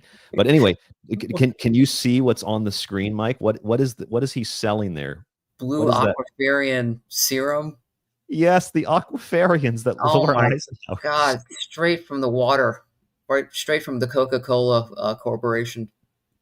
Yes, it is Blue Aquafarian. I wonder if we gave him that idea. We might have. I don't know, because Laura Eisenhower had made that claim about Aquafarians, and we were joking about Dasanians and other beverage company water-based species. Yes, which I thought was always like Peter Griffin when they asked for his name. What's your name? And he looks at, he's trying to give a fake name, and he sees a P on a plate, and then he sees like a griffin fly through the window, or some girl crying, P tier griffin. I think that's what they did. What's the name of this alien group, Miss Eisenhower? She's looking around. Got a bottle of Aquafaria. I can't even say the name now. I'm confused. Aquafaria on her desk, and says they're the Aquafarians. So he's selling this. I mean, that's basically looks like water and blue dye. You're supposed to spray that in your nose? Yeah, I guess so. Hey, Nate is here. Nate says nothing too low for these grifters. No, nothing at all. I mean, anything for $1 with these guys. They lower the bar. So cosmic market. It's a cosmic market, folks. Yes, let's look at the cosmic market. If you want to look at this yourself, Mike, while I'm doing it, so if you find something I don't see, you can just type in Emery Smith. It's actually just type in Emery Smith website or Emery Smith Cosmic Market. So this is the shop. This is some wild stuff. So let's look at some of this that he has for sale, and how expensive this stuff is too, Mike. So this stuff is crazy expensive. This is a Merkaba. I used to have one of these. It is it's 1 pound. You ever seen these Merkabas? You probably saw them in Orlando, maybe at one of the shops. They used to have like Look how this guy is selling. When I had one of these, I paid $20 for it at what was that store next to Dandelion, Mike? The Avalon, right? $20. Yeah. This man is selling a $20 crystal, which is probably more like $8, for $475. Oh my God. Look at what that. A piece of garbage. That's a markup. It's like a several 100% markup. 1,000. Okay, so these are the crystals. Oh, he's got an Antarctica webinar. Canine scan treatments? What? What is a canine? See, if you could have gotten one of these for your canine pal, Mike. $800. Oh, look, it's even better. They don't even have to be present for the scan. You can just PayPal him $3,800 and he'll scan your dog for you. We treat all diseases and cancers. That's so lame to deceive people that, you know how people love their pets. If they have cancers, he's going to help cure them by you paying $3,800. And remotely. So you don't even have to be there. Genetic DNA, RNA samples are FedEx to, was it us? For processing? What? Wait, so hold on a second. Is he saying, regardless of species and or canine units do not have to be present during the scan and or treatments, genetic DNA, RNA samples are FedEx to us for processing? Wait, it almost sounds like what he's saying is that this is Paracelsian magic, that he can operate on the dog through DNA samples at a distance. Because Paracelsus said you could do that with hair samples or blood. That's $3,800. Yeah, and that's all that says there, right? Is there anything below that or no? I don't think so. Just add to cart. And oh wait. Those the are all the dogs that they can cure. Tibetan dogs, golden retrievers, Siberian huskies. Oh, also they can do feline scans. They can scan your cat too. If this was like $38, I would pay for it and send him like a fecal sample. I mean, where's the proof that it actually works? For $3,800, that is crazy. Is there any customer reviews that someone else has got this done and it helped cure their dog or cat of cancer? I don't see anything there. Now that's a great question, because if you click on reviews, there's zero. Zero. Be the first to spend your $3,800. Man, these are the lowest of the low, people. What is this to stablediffusionweb.com? That must be some website he jacked this AI dog image from. Probably. Why can't you just use like a picture of a real dog? Everything's got to be AI. Oh, there's some other products down here too. Look at this. Nano Blue Aquafarian Concentrate for $85. Jesus. So water and like a $2 vial of Blue 40 to drop in. Yep, for $85. What is ENS cosmetic device? What is that? You want me to click on that? Please, because it's like $9,000, almost 10 G's. Nate in the chat says, just goes to show you how stupid they think their followers are. Yeah, or how stupid people really are. Or how stupid people actually are. Is there anything there about? Oh, there it is. Oh. Okay, so for people that are only listening, we're looking through Emery Smith's website at some of his very expensive cosmic market items. Yeah, you gotta watch it live to get the gist. Yes, please listen to the show, subscribe to the show, but you can also watch this for free on YouTube, this particular episode. Buy 2 scans, get the third one free. ENS cosmetic device. Now, if you're thinking, hey, I'm in medicine, I'm a doctor, and I don't know what an ENS cosmetic device is, well, go to his website and you can read about it. It's the latest in the evolution of cosmetic technology. 3rd generation adaptive electrical stimulation that alongside cosmetic offers another healing technology. So they're telling people that they're going to heal them, and you can get one of these devices for your own house for only $9,850. That's a great deal. Can I say something? For $9,850, why is there only one image shot? Shouldn't it be like 14 views of what you're getting there? There's like one shot of the product. But you're selling it for that much money. There should be 15 screenshots and like tons of reviews of people that have used this. There's like 0 reviews and 1 screenshot. There are some reviews on some of this stuff. So when you're ready to move on to the next item, we can move on. I'll show you one that has a review. Go ahead, please. Let's move on, because these frauds are making my skin itchy. Now this one this is called Nanodyne. Maybe that's like Cyberdyne's Nano Division. Nanodyne's 1,000 milliliter glass graduated bottle. It appears that he's urinated in it and placed it on a glass table with appears to be tissue paper background. And it's $799. Now for people, hold on a second. For people thinking nobody is buying this, actually people do buy it. And I'm not saying because there's a review that it's not just a fake review. What I'm saying is this guy, what used to be a big name at these conferences, I actually saw him in Vegas at a conference. He was selling stuff at the conference. I saw his table. I saw people give him money for this crap. So this isn't, oh, people are just stupid, nobody actually pays for this. I have seen firsthand that people, maybe not for the $10,000 machine, but people do buy these little bottles of dyed liquid. It's real. Look at that. Can you go down to the description? Because I just want to know what is this? Piss.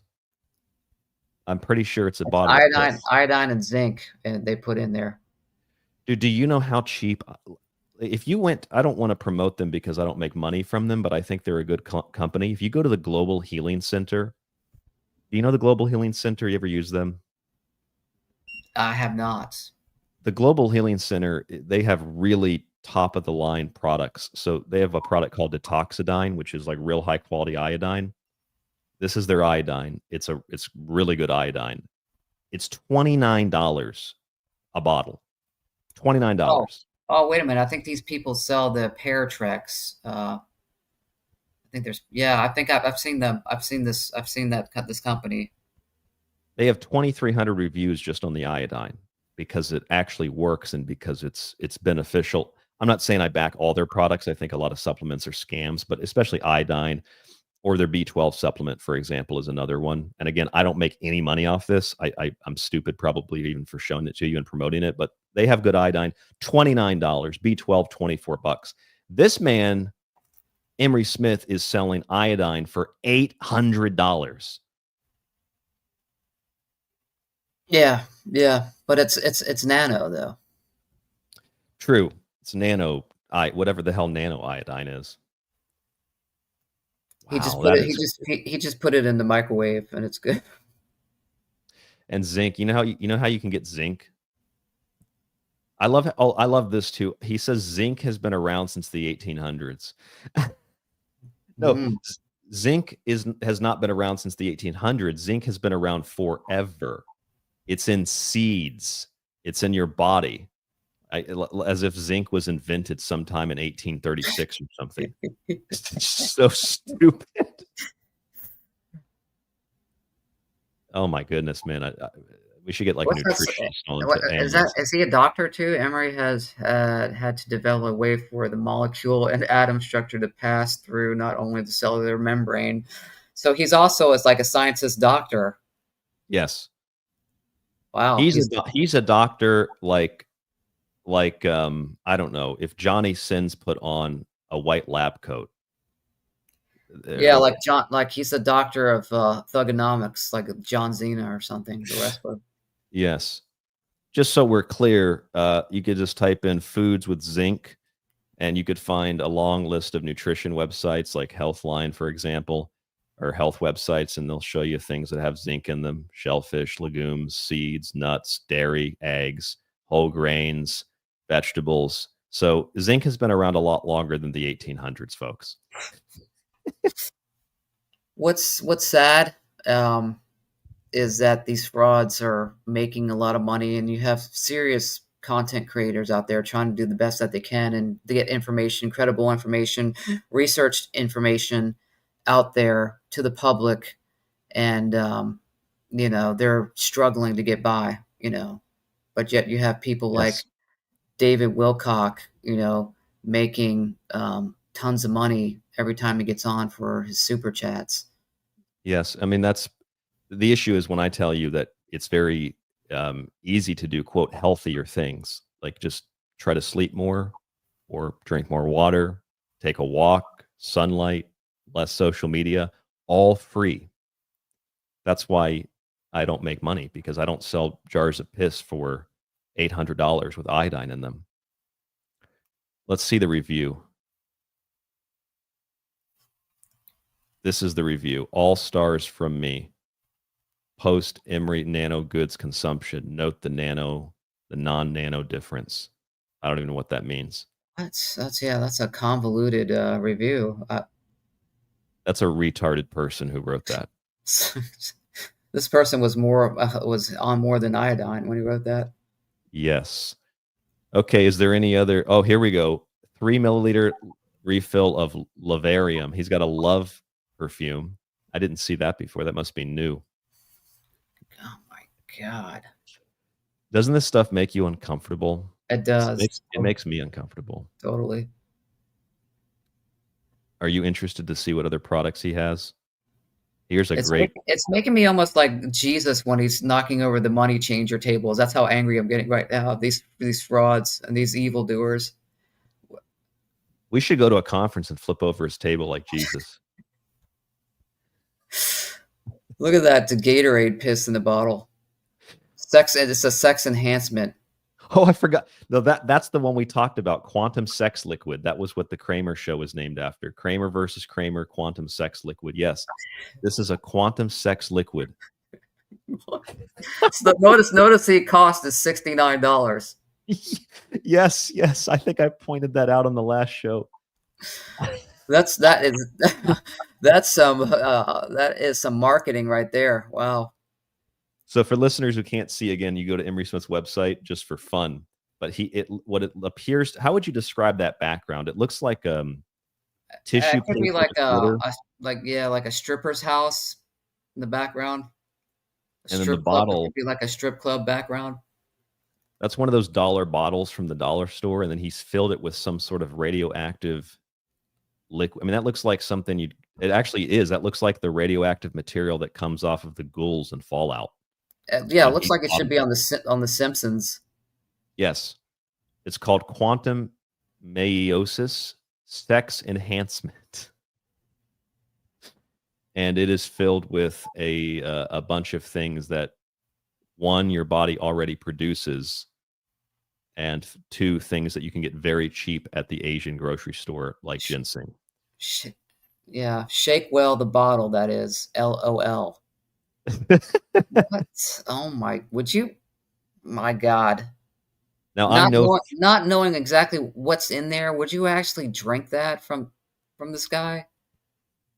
It's probably some kind of like vaginal fluid he collected from all the girls he's fucked at the conferences. That's a fact, by the way. He said that he used to just go to these conferences to get laid.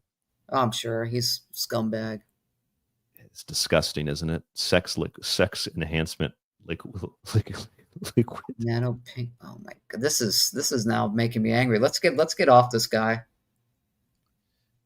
Oh, come on, one more, Mike. You don't want It's Emery's signature quantum radio frequency foot bath. $4,000. $4,000. What do you get? What do you get in the 30-day stack pack? Where's that at? It's that red brief. Let's see. 30-day stat pack. You get an assortment. You know what this like? You know what this looks like? This looks like those old science kits that Toys R Us used to sell for kids. That's probably, yeah, when they went out of business, that's probably where he got a bunch of them on clearance. Yeah, let's see. Yeah, that's what it looks like. I pulled up Toys R Us science kits. Yeah, that's basically what you're getting. Look at that. That's what it looks like. Oh, more vials of colored liquid, colored water. I'll fool them. We need more colors in there. Get blue, get a yellow, get a green, get an orange. Yes. It almost looks like if you look at all these liquid bottles next to each other in the kit, it almost looks like one of those things you buy at Michael's with, I don't know if you've ever seen them at Michael's. They'll sell containers of glitter and you can buy packages of them. It almost looks like a package of glitter vials from Michael's. This is disturbing. I mean, he's got it priced so high because he realizes is that like no one's going to buy it, but if one sucker does, then he just made $4,000 off colored water. Yes. Well, see, and that's also what pisses me off too, is because there are people that are genuine human beings that have been disenfranchised by maybe the medical system. They don't trust doctors. I don't trust most doctors myself. They don't trust authorities. Why would you? You've been lied to over and over and again. I mean, COVID-19, quote unquote, the pandemic showed people that they can't trust authorities. So you turn your attention to alternatives. But instead of getting alternatives like, hey, get sleep, drink water, don't be afraid, you get 30-day stat packs that are $5,000 filled with things that look like, I mean, this is what your mom used to make to color Easter eggs. And it is ripping people off. It's disgusting. All right, Mike, you're not going to buy the stat pack? No. Well, we do have one review, and then we can move on. There's a review here. Would you like to read it? Oh, I can barely see it. Being able to try this new form of healing is quite wonderful. And to be able to understand what it is exactly you're putting in your body is key in today's world. Well, it doesn't actually tell you really what it is, does it? No, it doesn't even tell you what it is. And there's no label on the actual vial, so you don't know what you're putting in your body. That is crazy. The Nano Blue I have tried for 2 weeks, and I'm so happy that it's corrected my sleep pattern, and I'm waking up not feeling drained or tired. It has also helped my acne and my pores on my face. I recommend this to anyone and everyone, and hopefully these products will show the world new healing and connection to spiritual advancement. This was probably Emery Smith's review. He wrote the review himself. I'm sure. It's a guarantee. Okay, all right. We'll move on because I know you're getting pissed off. I'm getting pissed off too. Oh wait. Oh, look. Another one. Another light being. That looks like the same image from. It's very Greer. similar. It's very similar. He's selling Can you it for. pull that up again? Yes, I can. Let me share my screen here. 1 second. Good Lord. This is craziness. Okay, so no. This, Mike, this literally is the same image. It says under the description, take home your very own artist's rendition of the famous photograph taken by Emery Smith. He claims he took the photo in Boca Grande Island, Florida. Now that's interesting. I wonder if Stephen Greer, because Stephen Greer does not mention this on his X page that Emery Smith took the photo. No. So I wonder if Emery Smith stole this from Greer. I wonder if Greer's even aware of this. I'm going to post that on his X page. I'm going to post it right now in real time. Mr. Greer, Mr. Greer, can you confirm that the light being image was taken by Emery Smith? Because he is selling $80 scans of it on his website and claiming that he photographed it. Which clearly there's something wrong here, Mike, because that image that Emery Smith has on his website, he claims he took the photo, but what you're showing us and what Greer has on his X page it's the same image, but clearly it's been edited and altered. Yes. So something we might have just broken a big story. Man, you might have just stirred the hornet's nest with these two frauds going after each other. I'm going to click it right now. We're all going to do this together. Everybody in the chat room, Mike D, our co-host, we're going to click this together. Ready? 3, 2, 1. Posted. And we'll see what comes of that. We might have to do a follow-up show next Friday. Yeah, see, he didn't tag Emery Smith or anything like that. Wow. Yeah, so Emery Smith is claiming that he took the photo, but this image is clearly different than this image. Boca Grande, Florida. This is the same thing. Boca Grande. Yep, it's the same image. Wow, Mike. I'm shocked. That's shocked. Shocked that these frauds would steal from each other. I'm shocked it was so obvious. Yeah, I mean, selling colored water. These frauds would do anything to make $1, including stealing from each other. So the quote unquote light being. So essentially what happened is that Stephen Greer got a fake picture, and then Emery Smith stole it and put a filter on it, and then is selling it for $80 and claiming he took the photo. Now, maybe he did take the photo. I could be wrong. I mean, Greer also didn't give any information about photo, so maybe you would think that Emery Smith would be credited for taking the photo. Oh, for sure. Wow. You think he would?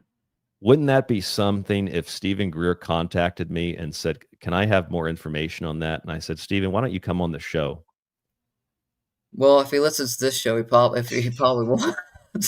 Well, I won't put any links to this show, but maybe he'll message me. Wow, that is That is some wild stuff, man. So Ryan, I will come on the show, but can you take the last show you did with Mike D? I don't want anything out there like that.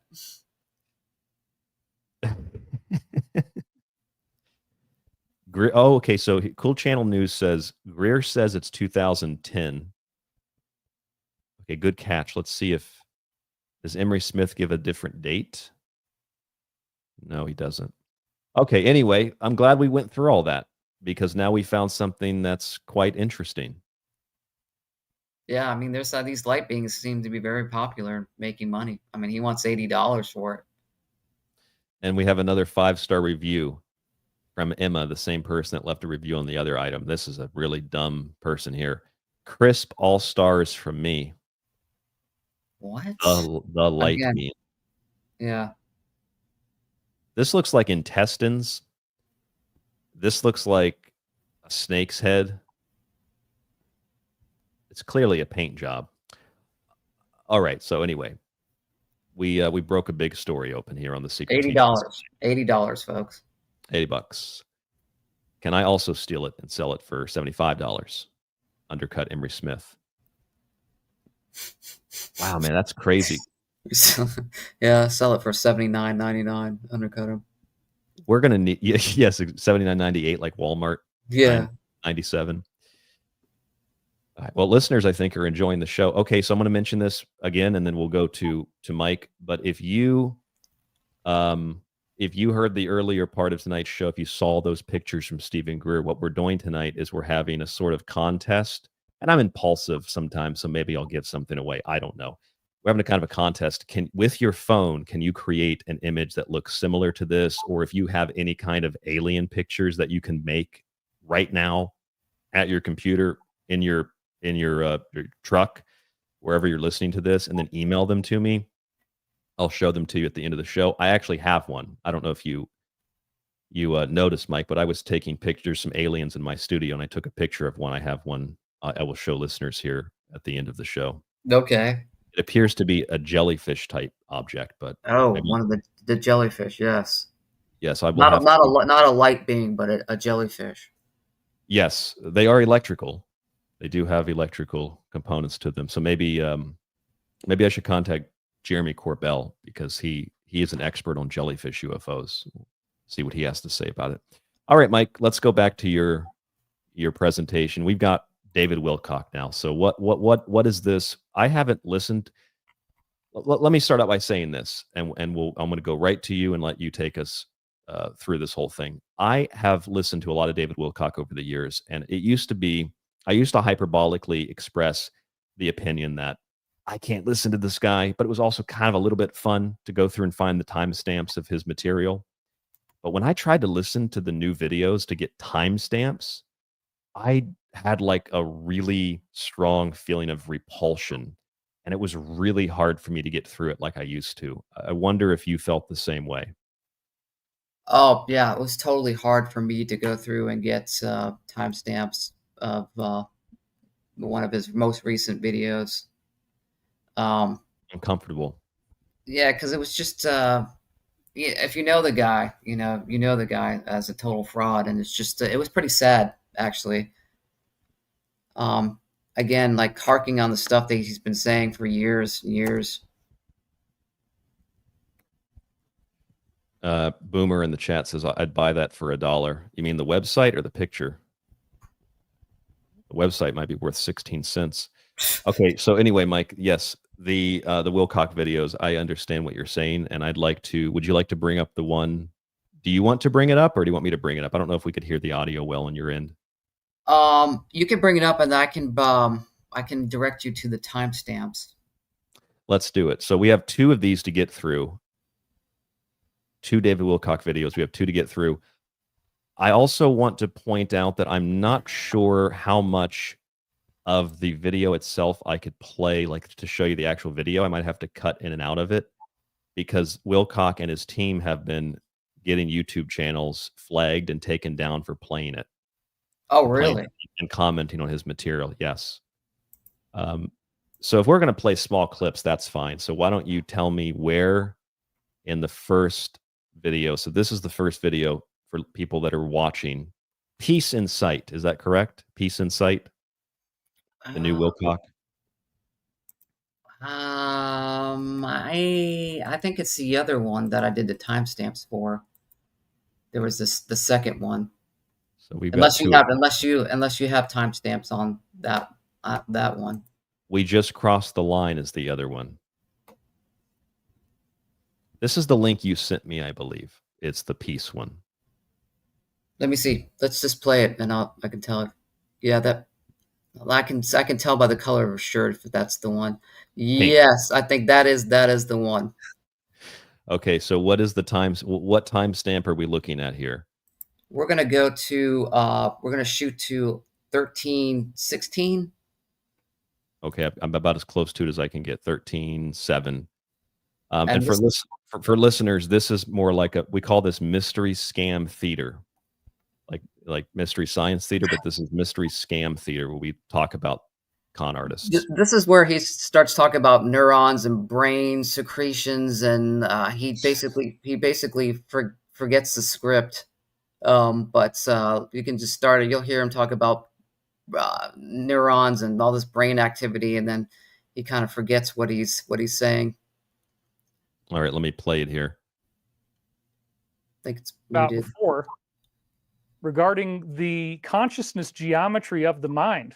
And for the record, we are commenting on this. This is fair use.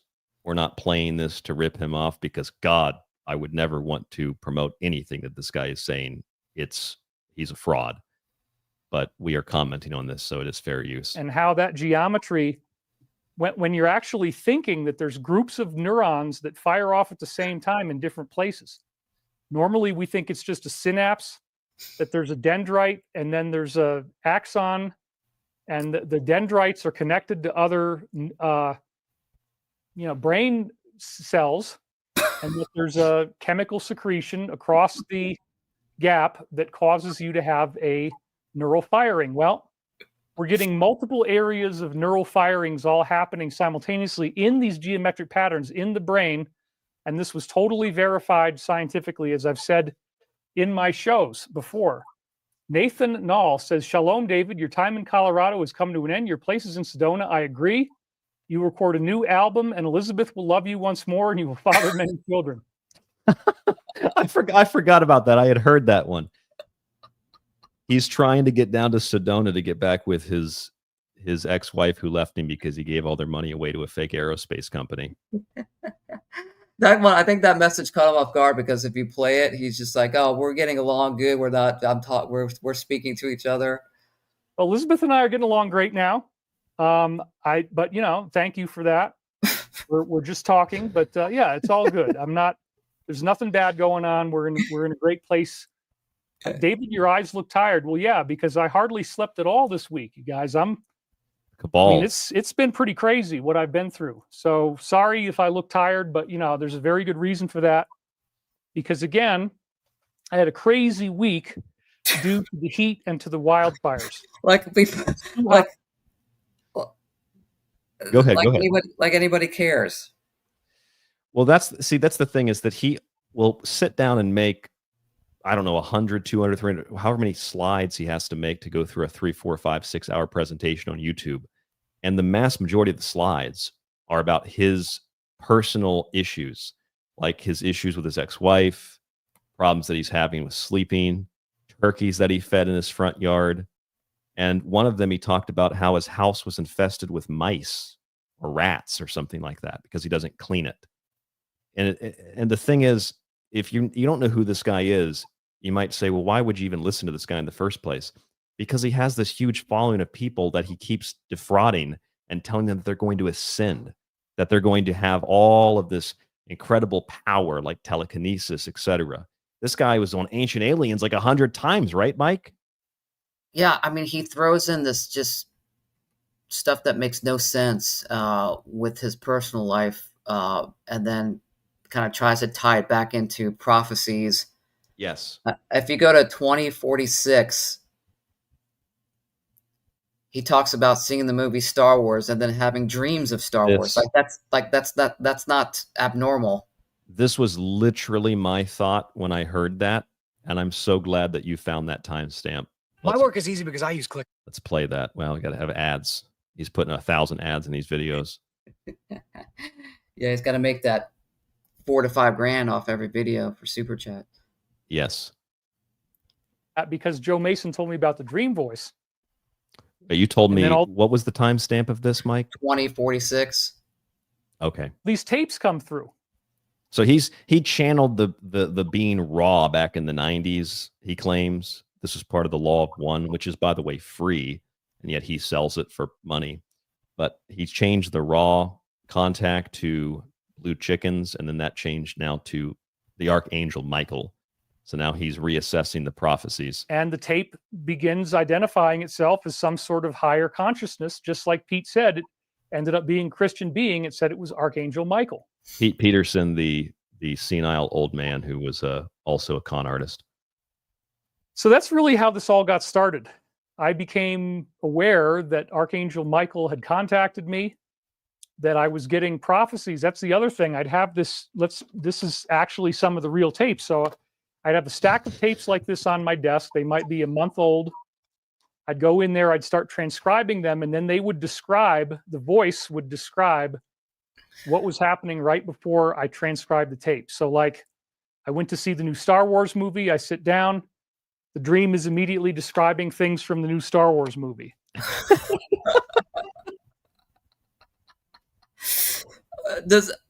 Are people catching on here? He saw the new Star Wars movies, and then the dreams, he had the dream, and then he had dreams of the new Star Wars movie. And then he wrote it down and put it in his tapes.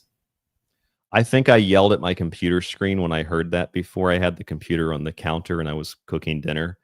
And I heard that and I just thought, that's because you saw Star Wars. I just watched a bunch of scary movies and had weird dreams. It's because I watched the movie, not because the Archangel Michael was talking to me. Yeah. Yeah. We can skip to 2704. This is the DC to Q plan, close to the final Q plan. There's a bunch of these in the other video too. We also were told that, you know, the final stage before they do these arrests would be some type of military presence in the streets, and that would be a precursor to this event. Well, that's already happening in DC right now. There's troops on the ground in DC. Therefore, I can honestly say that it appears we are very, very close to the final stage of the plan. And what also makes this interesting is that Archangel Michael, in the time loop that we've been doing, makes specific references to the plan this week. Yes, so the Archangel Michael is very concerned with American politics. Yeah, so he's tying in this crap again to the Q people, because there's another segment of suckers he can take money from, right? So you've got this spiritual enlightenment consciousness people, and then you have the Q-tards people that the final plan is coming. So he's got two bases to make money off of. That's why he's doing this. Yes, it is, and it's weird because you and I, one of the last, not the last, but one of the last Wilcock shows that we had done, he was claiming this was before. This might have been, my God, this had to have been 5 years ago, because this was after the presidential election where Biden got, quote, elected. And he was telling people for months, maybe a year later, that he has insiders telling him that Trump is going to be installed as president and Biden will be walked out of the White House, you know, by the military. The deep state's going down. They found the evidence the election was stolen. Trump's going to be installed. And now we're 4 years removed from that. And now he's back to follow the plan. Yeah. I mean, I remember that stuff. Oh, yeah, so do I. He keeps circling back and just digging up old crap and rehashing it. And if it's a time loop, Mike. It's a time loop. You could go to 2944. This is aliens can only talk to the military per the universe. There's a universal agreement. There's a universal law. We'll cut to that, but I want to hear another moment of this. Now, what is the Archangel Michael time loop? We have to learn about the Archangel Michael time loop. Okay. Yes. Let's First of all, learn it. If you go to my website, thedisclosure.com, right now on that site, you will see that we have a product for sale, which is the 7 Michael Prophecies books. Oh, there you go. There's a money. There's a money. In 2022, I began unsealing all of these readings. I'd never even really reread them. Okay, hold on a second. What was the website? The Disclosure Now or thedisclosure.com? I think so. Yeah, that's. Yep, here it is. Okay, so this man claimed in the 90s that people were going to ascend. That didn't happen. But he claimed that he was communicating with Ra, the chief god of one of the chief gods of Egypt. And then he changed that to Blue Avian Chickens. That might have been like a side group. And then now it's become the Archangel Michael. And now he is bundling the, quote, Archangel Michael prophecies from the 90s, which was Ra, now it's the Archangel Michael, and selling angelic prophecies. So, like, to me, what this sounds like is if God does exist in the literal sense that people think God exists, he is going to be really angry at David Wilcock, because if you take the Archangel Michael and you have, quote, prophecies from him, and then you package them and then sell them to people, that's a first-class ticket to hell. Yeah, there's a lot of karma to pay from what he's doing. Oh, it's a limited time offer with the sacred number 3333. But it was $810. Look at that discount. Yeah. Yeah, which, equals 9, right?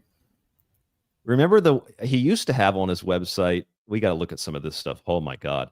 He used to have on his website images of him levitating. Remember that? Yeah, oh yeah, we did that many years ago. There was pictures of him, how he can teach you how to levitate. Yes. Yes. Okay, so this is the disclosure bundle. Limited time offer. Look at this. Can you see this okay, Mike, or do you want me to blow it up a little bit? If you can make it a little bigger, I can see it, but Patriot Girl. I didn't take any of Emery Smith's blue water, so my eyes are not doing good. Yes. We need to get the stat pack stat. Take some of that yellow liquid. Patriot Girl asks an important question. Does Michael get a cut? I'm not sure. I'm not sure if the Archangel Michael gets a cut of the $333. Okay, so he's got the 2021 disclosure course, which is worthless because nothing has been disclosed. He has the Michael prophecy. That's 7 ebooks, 3,000 pages. Garbage. Yeah, look at that. Total trash.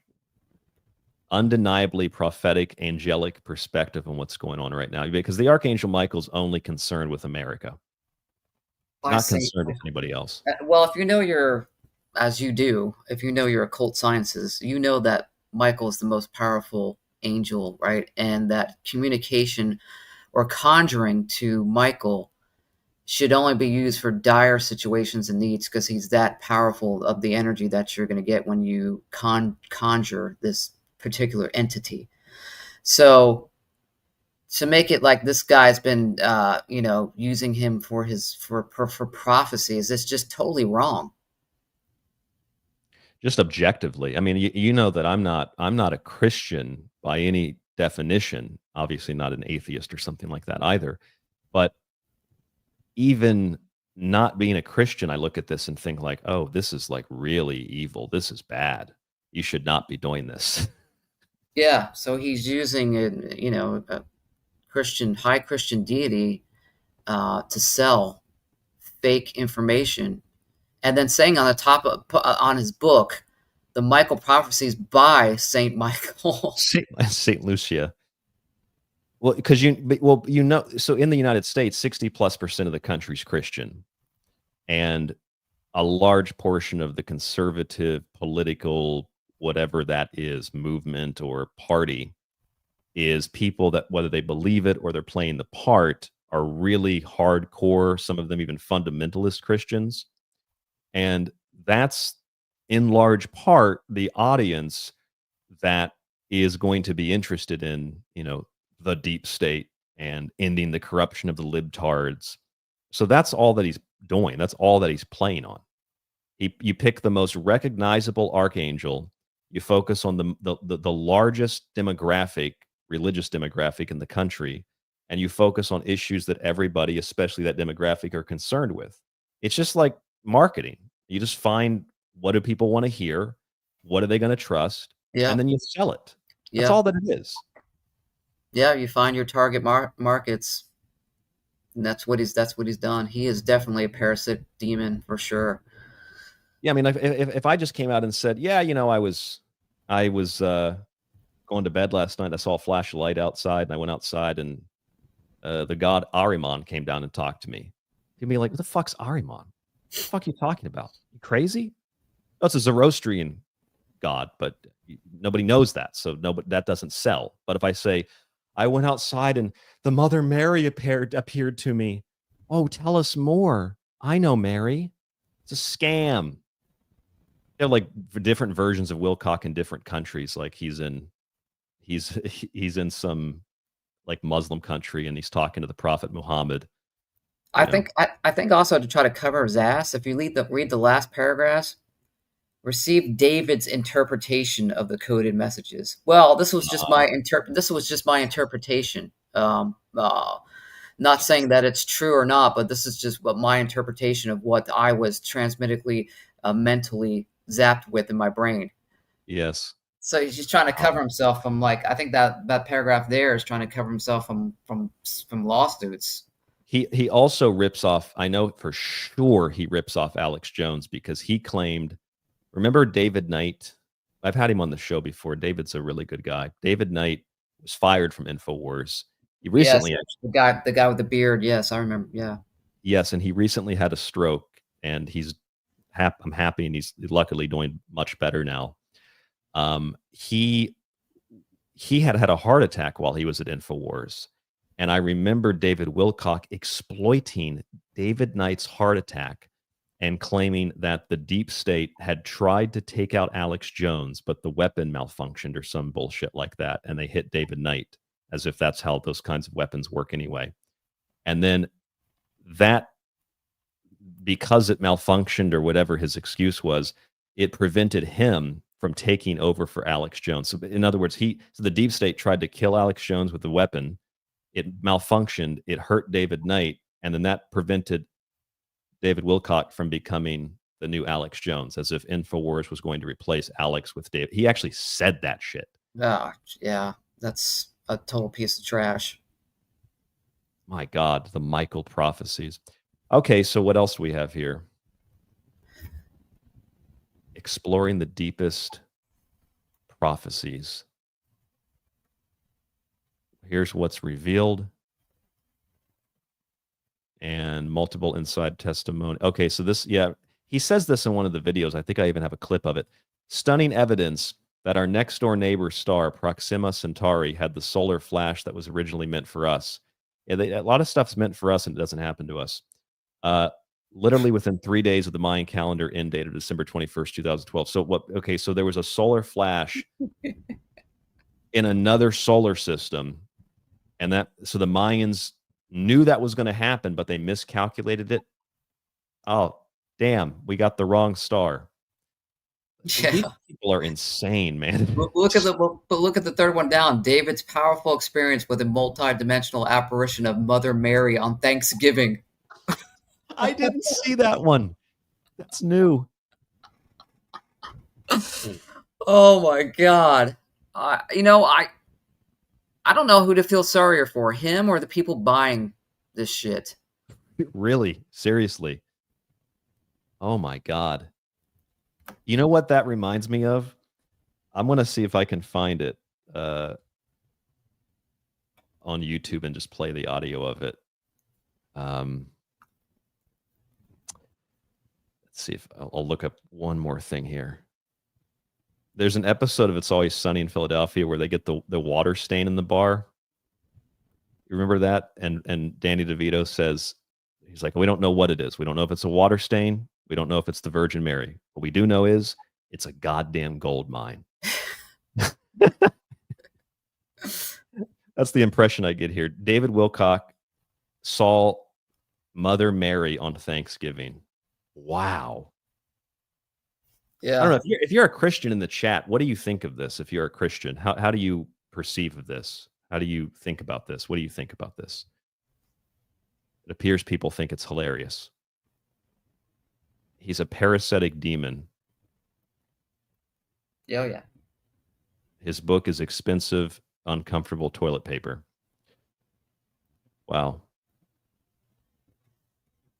Oh, Nate says it's interesting how he's trying in Catholicism. Well, he's got to touch all the different branches. Wow. Okay. So anyway, Mike, you want me to go further into this? You want to play some more clips? Yes, I'll give you another timestamp from the video. It's 2944. All right. It's aliens can only talk to the military. 2944. All right. 2940. Let's see if I can get it exactly. 29. We'll do 2930.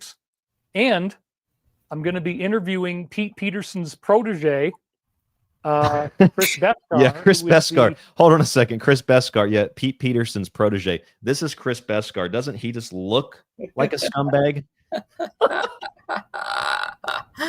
Oh, man. He looks like a skinny version of Jimmy Church.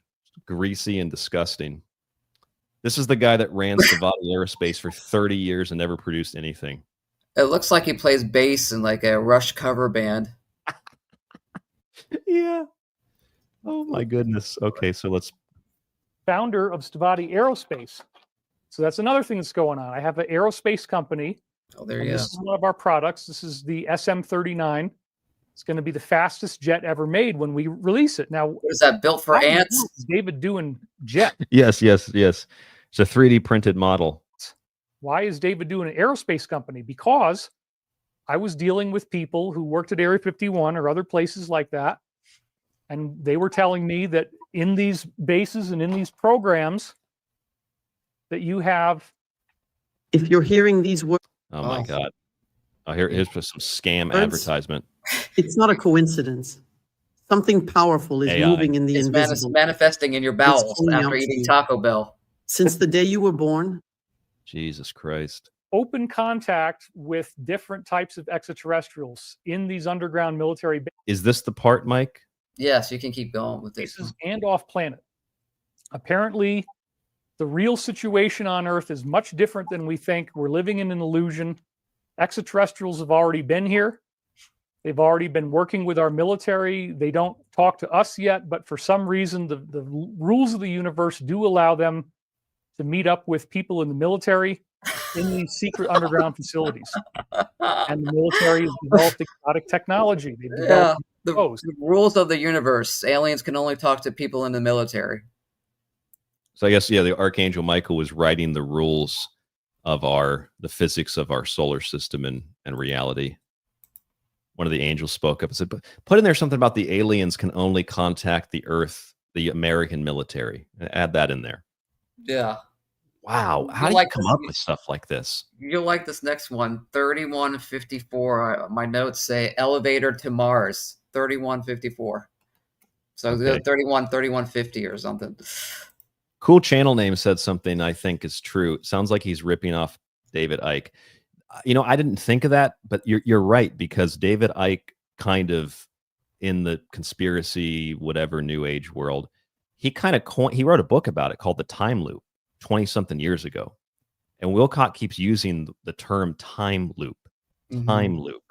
And he's also, of course, ripped Alex Jones off too, because he's called himself the tip of the spear, which is like, one of the main lines that Alex Jones uses. So he's ripping off Alex, David Icke, and pretty much everybody else. All right, what's the timestamp?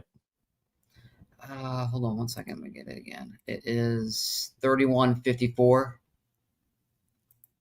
30. Some of these are so close together, it's just like we could play the whole thing. All right, here's 3145. About what's going on in Area 51, what's going on Mars. Is there a base on Mars? Are there extraterrestrials there? For example, Henry Deacon told us that he would park in a parking lot at a military base in Great Britain.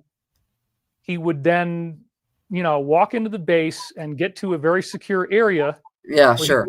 Something called the corridor. You had to verify your identity. It's this big round corridor. At the end of the corridor, there was an elevator. Isn't that what Emery Smith said? He had to go in and the doors went whoosh. Yeah, like a tunnel or some bullshit. They had dogs there, though. Do you recall the dog interview? Yeah, he said something. They had like robotic German shepherds or something guarding the door. and he said that they had they sniffed you or something. That was the security. He said he called it a right away smell, which I still don't know what that means. Elevator. You have they don't want to make a psychological impact on you, so you have an ordinary key. You put your ordinary key in the ordinary lock, and then you turn the key and the elevator doors close. And when they close and then reopen, now you're on Mars. And it wasn't apparently just Mars now, it was Mars in the future. Wait. So he went to a military base somewhere in the UK, an ordinary lock, an ordinary elevator, and then the elevator opens up, and you're not only on Mars, but you're on Mars in the future. This sounds like Doctor Strange. This sounds like Doctor Who. Yes. Yeah, totally. Totally. They don't want to trip you out, you know. Like, you're going to actually Mars in the future, but they don't want to trip you out, so they'll make the locks ordinary locks. I mean, that's like, all people need to do is just listen a little bit to what he's saying, and you'll see it's all bullshit, and that he's giving himself away if you just listen to him speak. A guy parks in the military base. He just goes into the military base and parks. Like, you can't even get in. How's he going to just go in a military base and park? what was the timestamp? I want to play that again. It is. I can just go back a little bit. I got it. It's 3154 is what I marked. Okay, let's listen to that in full. That he would park in a parking lot at a military base in Great Britain. He would then, walk into the base and get to a very secure area where he'd go through something called the corridor. You had to verify. Wait. So hold on a sec. I'm sorry I got interrupted again. So basically, he just drove into a military base. But then in the military base, he was able to access a secure facility. Wouldn't the whole military base be secure? You can't. Exactly. By your identity. Total nonsense. It's this big round corridor. At the end of the corridor, there was an elevator. You have they don't want to make a psychological impact on you, so you have an ordinary key. You put your ordinary key in the ordinary lock, and then you turn the key and the elevator doors close. And when they close and then reopen, now you're on Mars. And it wasn't apparently just Mars now, it was Mars in the future. Wouldn't that make a psychological impact on you? You would think that would make an even worse psychological impact. That you would just be shocked. How do I get to Mars? Well, here, take this key and open this lock. A lot of times people think that meditation is about getting to silence. Meditation isn't about silence at all. Get the meditation. So that's pretty provocative, and we're going to go, and he said that there was 200,000 personnel working on this base and only 20,000 of them were people from Earth. That's another thing. How do you know how many people are working at the base? And how many of those people are working on Earth or wherever? It's funny. I went into the, my wife and I went to this Japanese government office the other day, and we walked in and we were just getting this paper, and Japan's way different than the US. All these offices, every government office you go to, City Hall, whatever, they have, I swear to God, it has to be triple digits of people actually working there. So it's very efficient. But I walked in and I just saw so many people working. I thought, wow, I want to count how many people are here. I started counting. I got up to like 45, 50 almost. And then there's more people coming up from the back. And that was just one section. I just gave up counting. How the fuck do you go to a military base and you count 200,000 people? Yeah. And then you know that there's 20,000 on Earth. It's just, what the fuck is this guy talking about? Mars now, it was Mars in the future or in the past. I'm not even sure which one. I think it was in the past. He's not even sure which one. It could have been the past or the future, Mike. Yeah, either one works. Either one works for the story. He probably was watching the, they do those, like in a presidential debate, they'll have those like lines of approval. He's probably watching that line of approval. It was in the future. Actually, it was in the past. It goes. Oh, he's watching the super chats. Yes.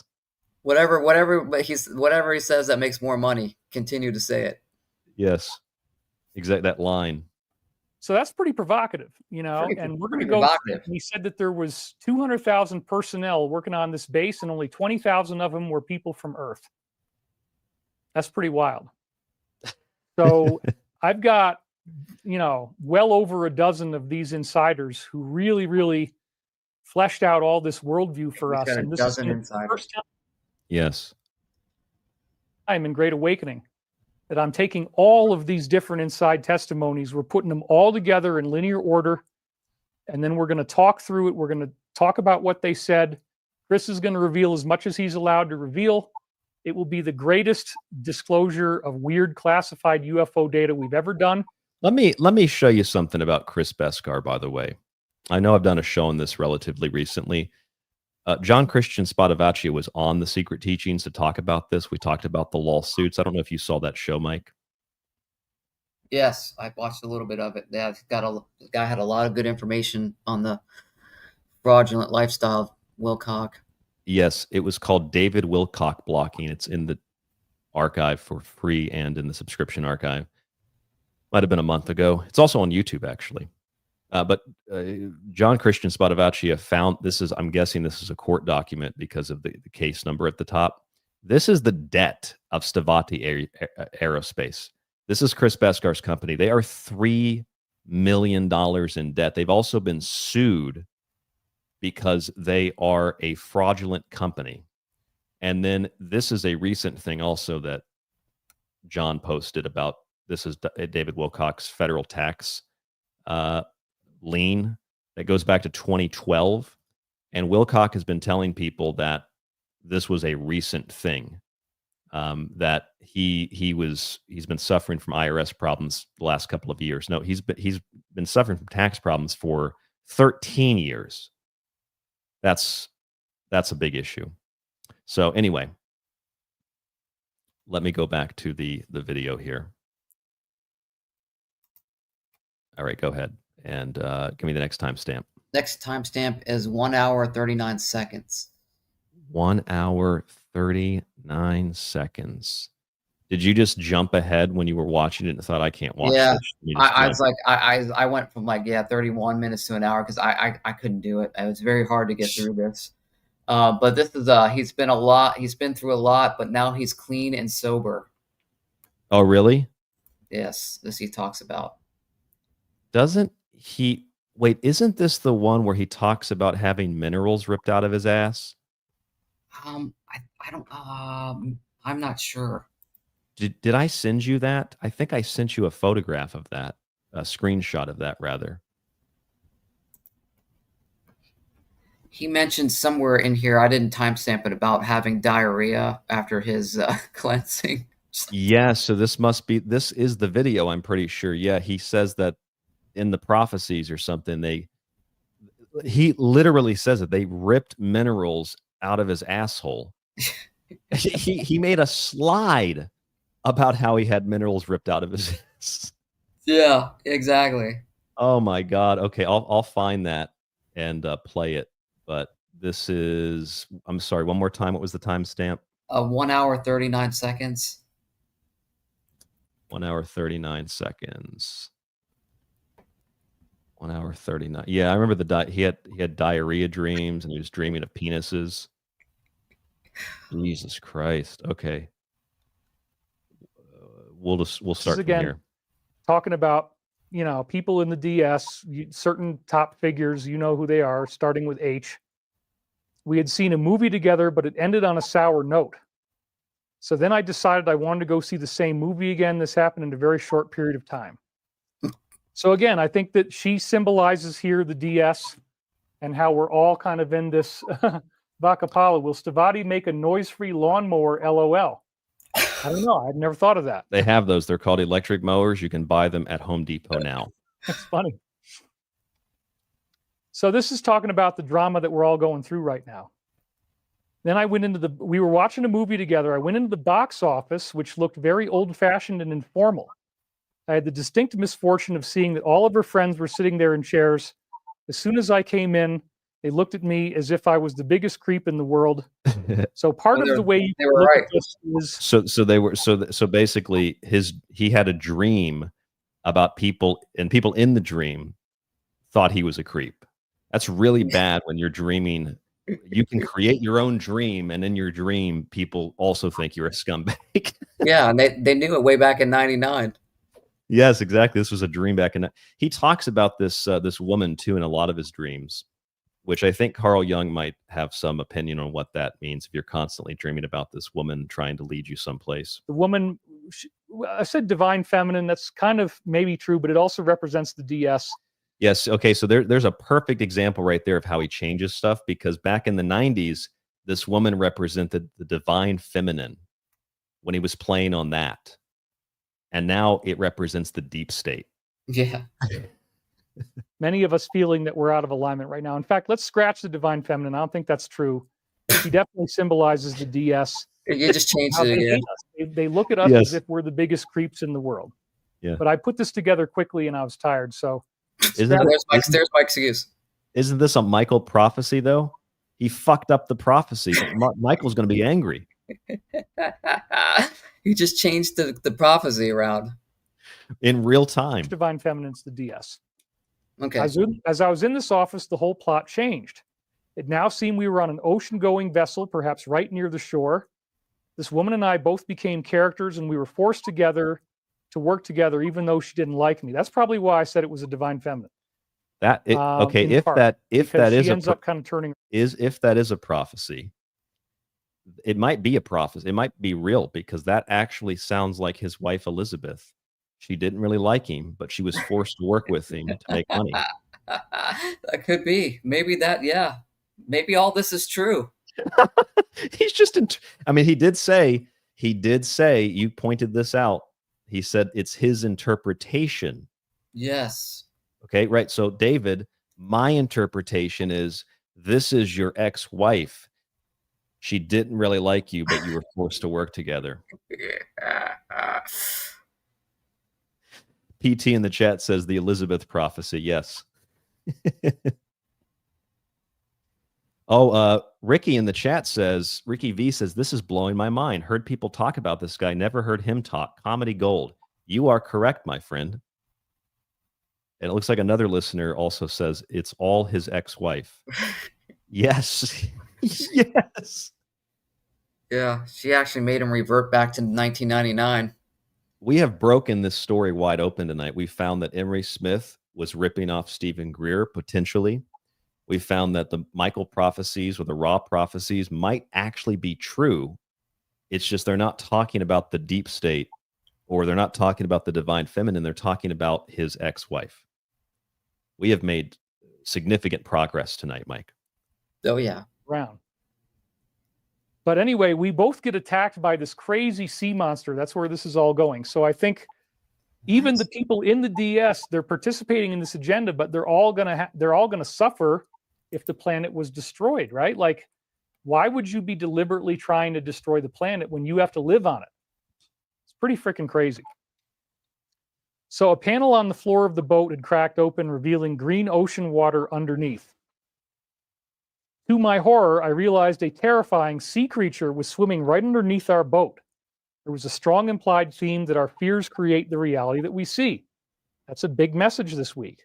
I knew this is what the dream was going to show me before it was even in full swing.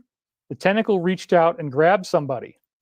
You know what this is in psychological terms? When you dream about being on boats or being in water, universally, it's about emotions and whether or not you are subconsciously stable.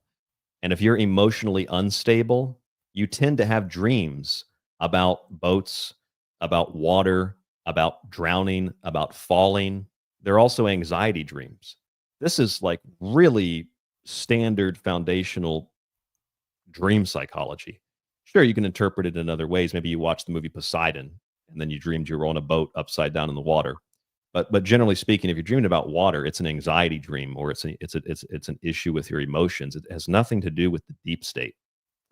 You have a thought on that, Mike? Because I know that you like symbolism. Yeah, I think you're correct. I think I think he really has some mental problems.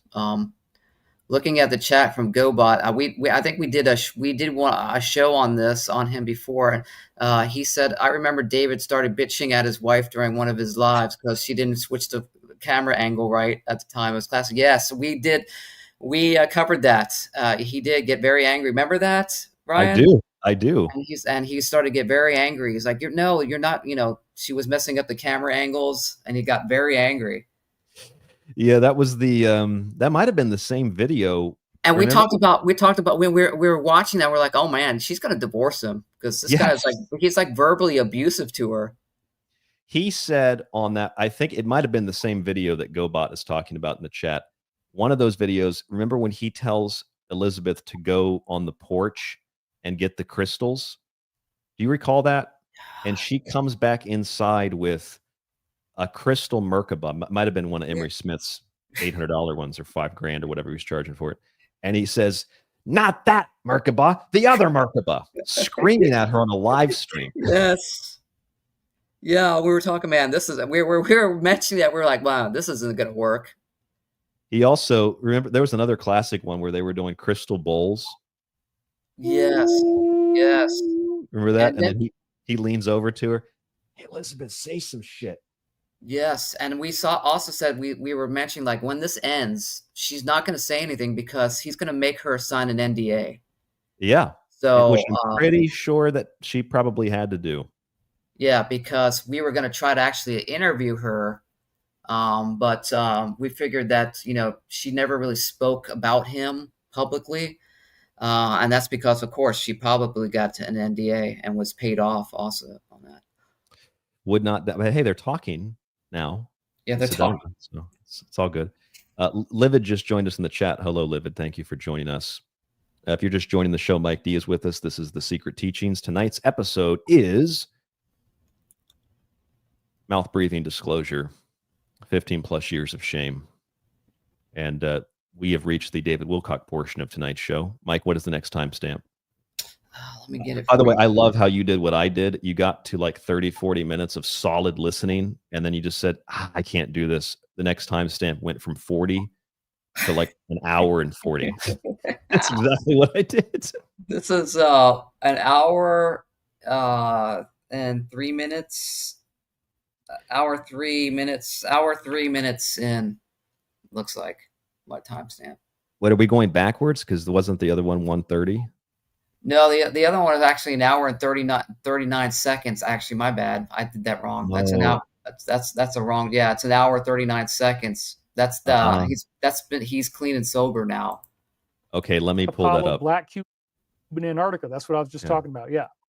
So thank you guys for the donations. There's a few nights where I feel like my cat who passed away is sleeping next to me. That's definitely part of this. One of the bad guys going to be arrested. Well, again, looks like it could be very soon. So,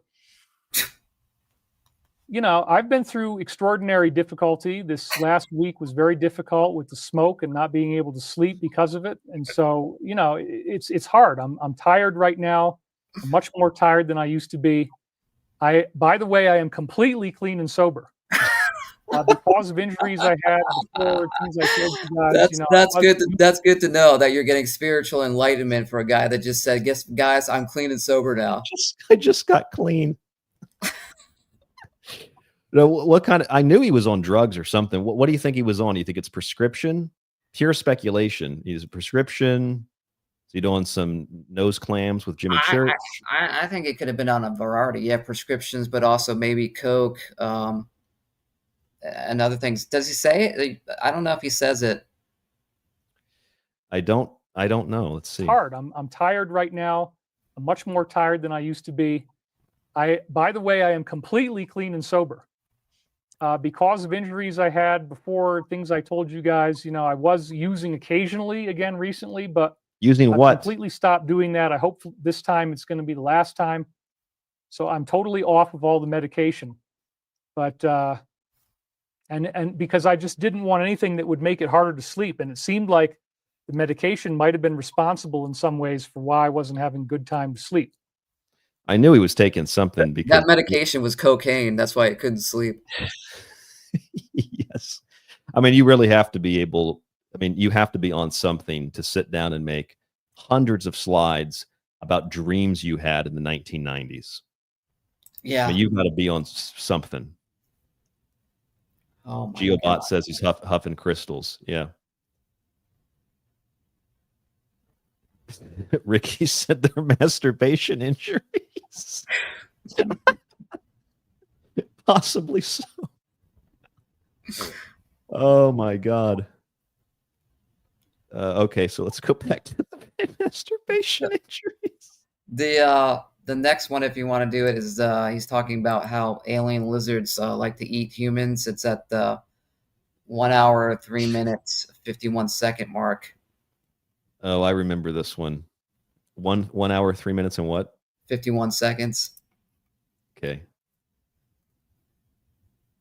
And they can levitate you and throw you across the room, smash you on the wall if they wanted to. They can get into your mind and control your thoughts and make you do things. They're mean to us. Even the top people in the DS, they're mean to them. They don't like humans at all. You have to bow to them. You have to do this when you come in their presence. And it's a very, very weird, very complex cosmic narrative. They use grays too. The grays apparently soak in human nutrients that they blend from us. Piss. So they are cannibalistic, if you could look at it that way. Piss, because Michael told him to bathe in piss.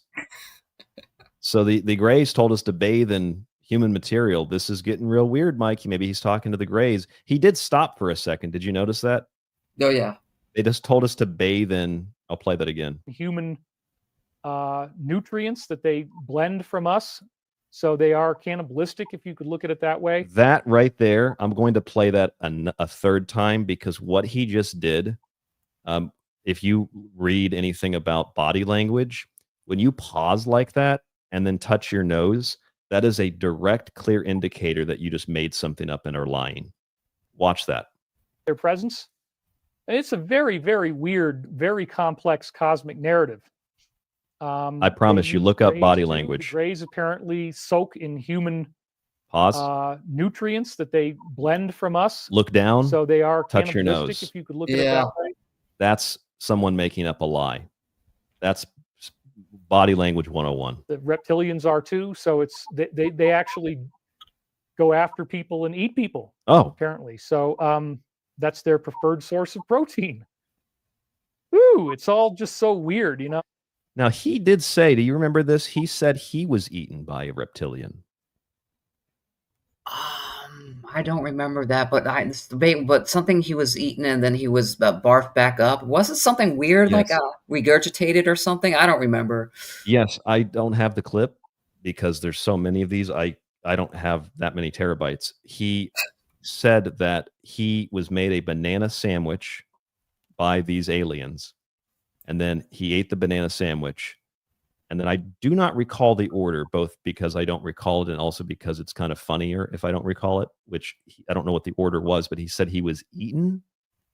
And then maybe they brought him back to life and then he was anally molested. Yes. Or they anally molested him and then he was eaten and then brought back to life to be molested again. So I guess they ate his ass. It's the impression that I mean, that is, it's crazy. Which, speaking of eating his ass, this is what he said. This is a shot from his video. Look at this prophetic dream from 1999. Can you please read that if you can see it?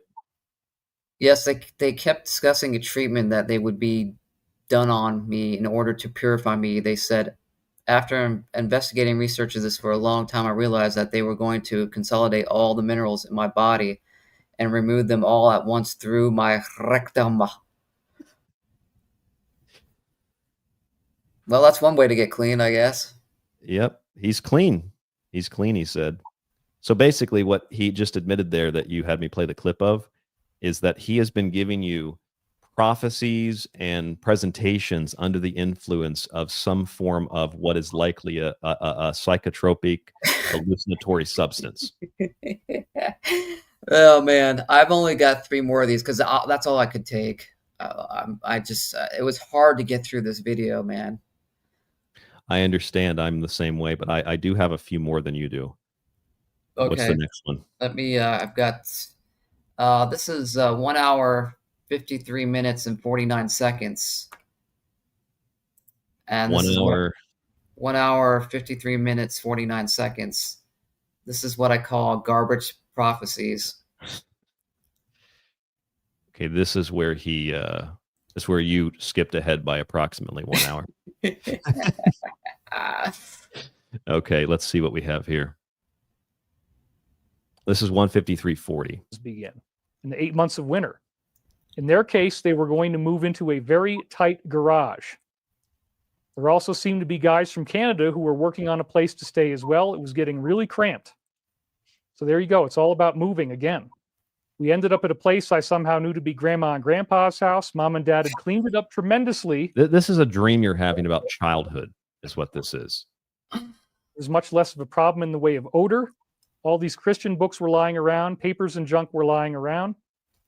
My friend Dave from elementary school was there with me, along with several girls. 3 girls were already there. We might have brought 2 other girls with us. We were all going to try to live in this house together. As I was sitting there on the couch with him, I realized this place looked almost exactly the same as 621. Well, this is prophetic of selling off the 621 house and moving somewhere new. Again, very time looped. And it's talking about in general how we're all giving up the house of where we were before. We're all giving up our old lives. Oh, he just checked to make sure he got the super chat. Yes. Robert just donated and said, Oh, David, that's right. I hear about a space object heading for our sun. Could that be how the sun erupts? Well, this is a vibrational thing. It's not about a collision with an object. It's about the vibrational change. Are these people retarded? If just the mainline history science, like if an object hit the sun, it doesn't cause a mass ejection. It would melt. It would burn up. The guy just gave him $80. It causes the sun to, do its thing. It doesn't need to be hit by something, but it's a great idea. And I thank you for bringing it up anyway. It's not a great idea. You're a fucking idiot. Thanks for your money. Yeah. Thanks for your money. Back to the presentation. Sucker. This guy's talking about a dream he had about a house being sold in 1999 and people are giving him money. All right.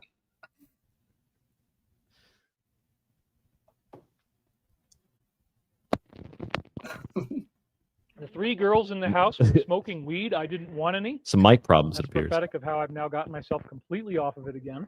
Wait. So wait, he said that the dream he had in Mike, help me out here. The dream he had in 1999 where these random girls were offering him or had marijuana, but he didn't want it, is prophetic of him getting off drugs in 2025. Probably, yeah.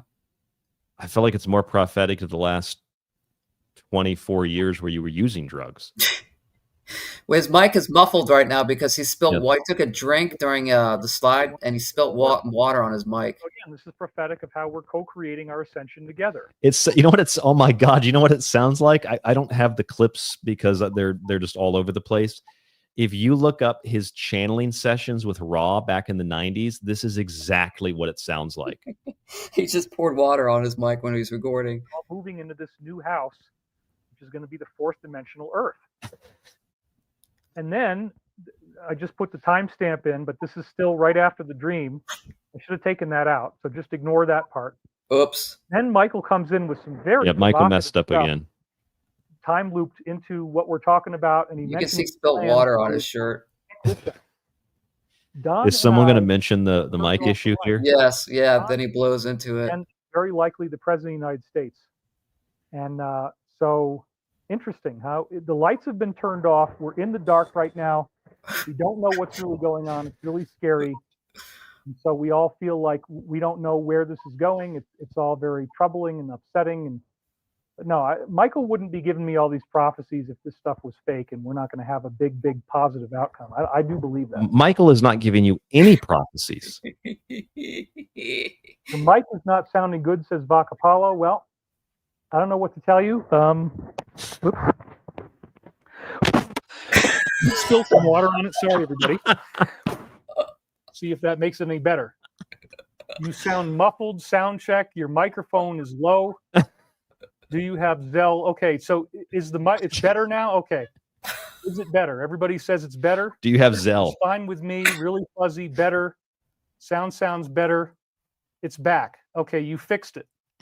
It does sound better. The audio was better. Sorry about that. I spilled water on it by accident.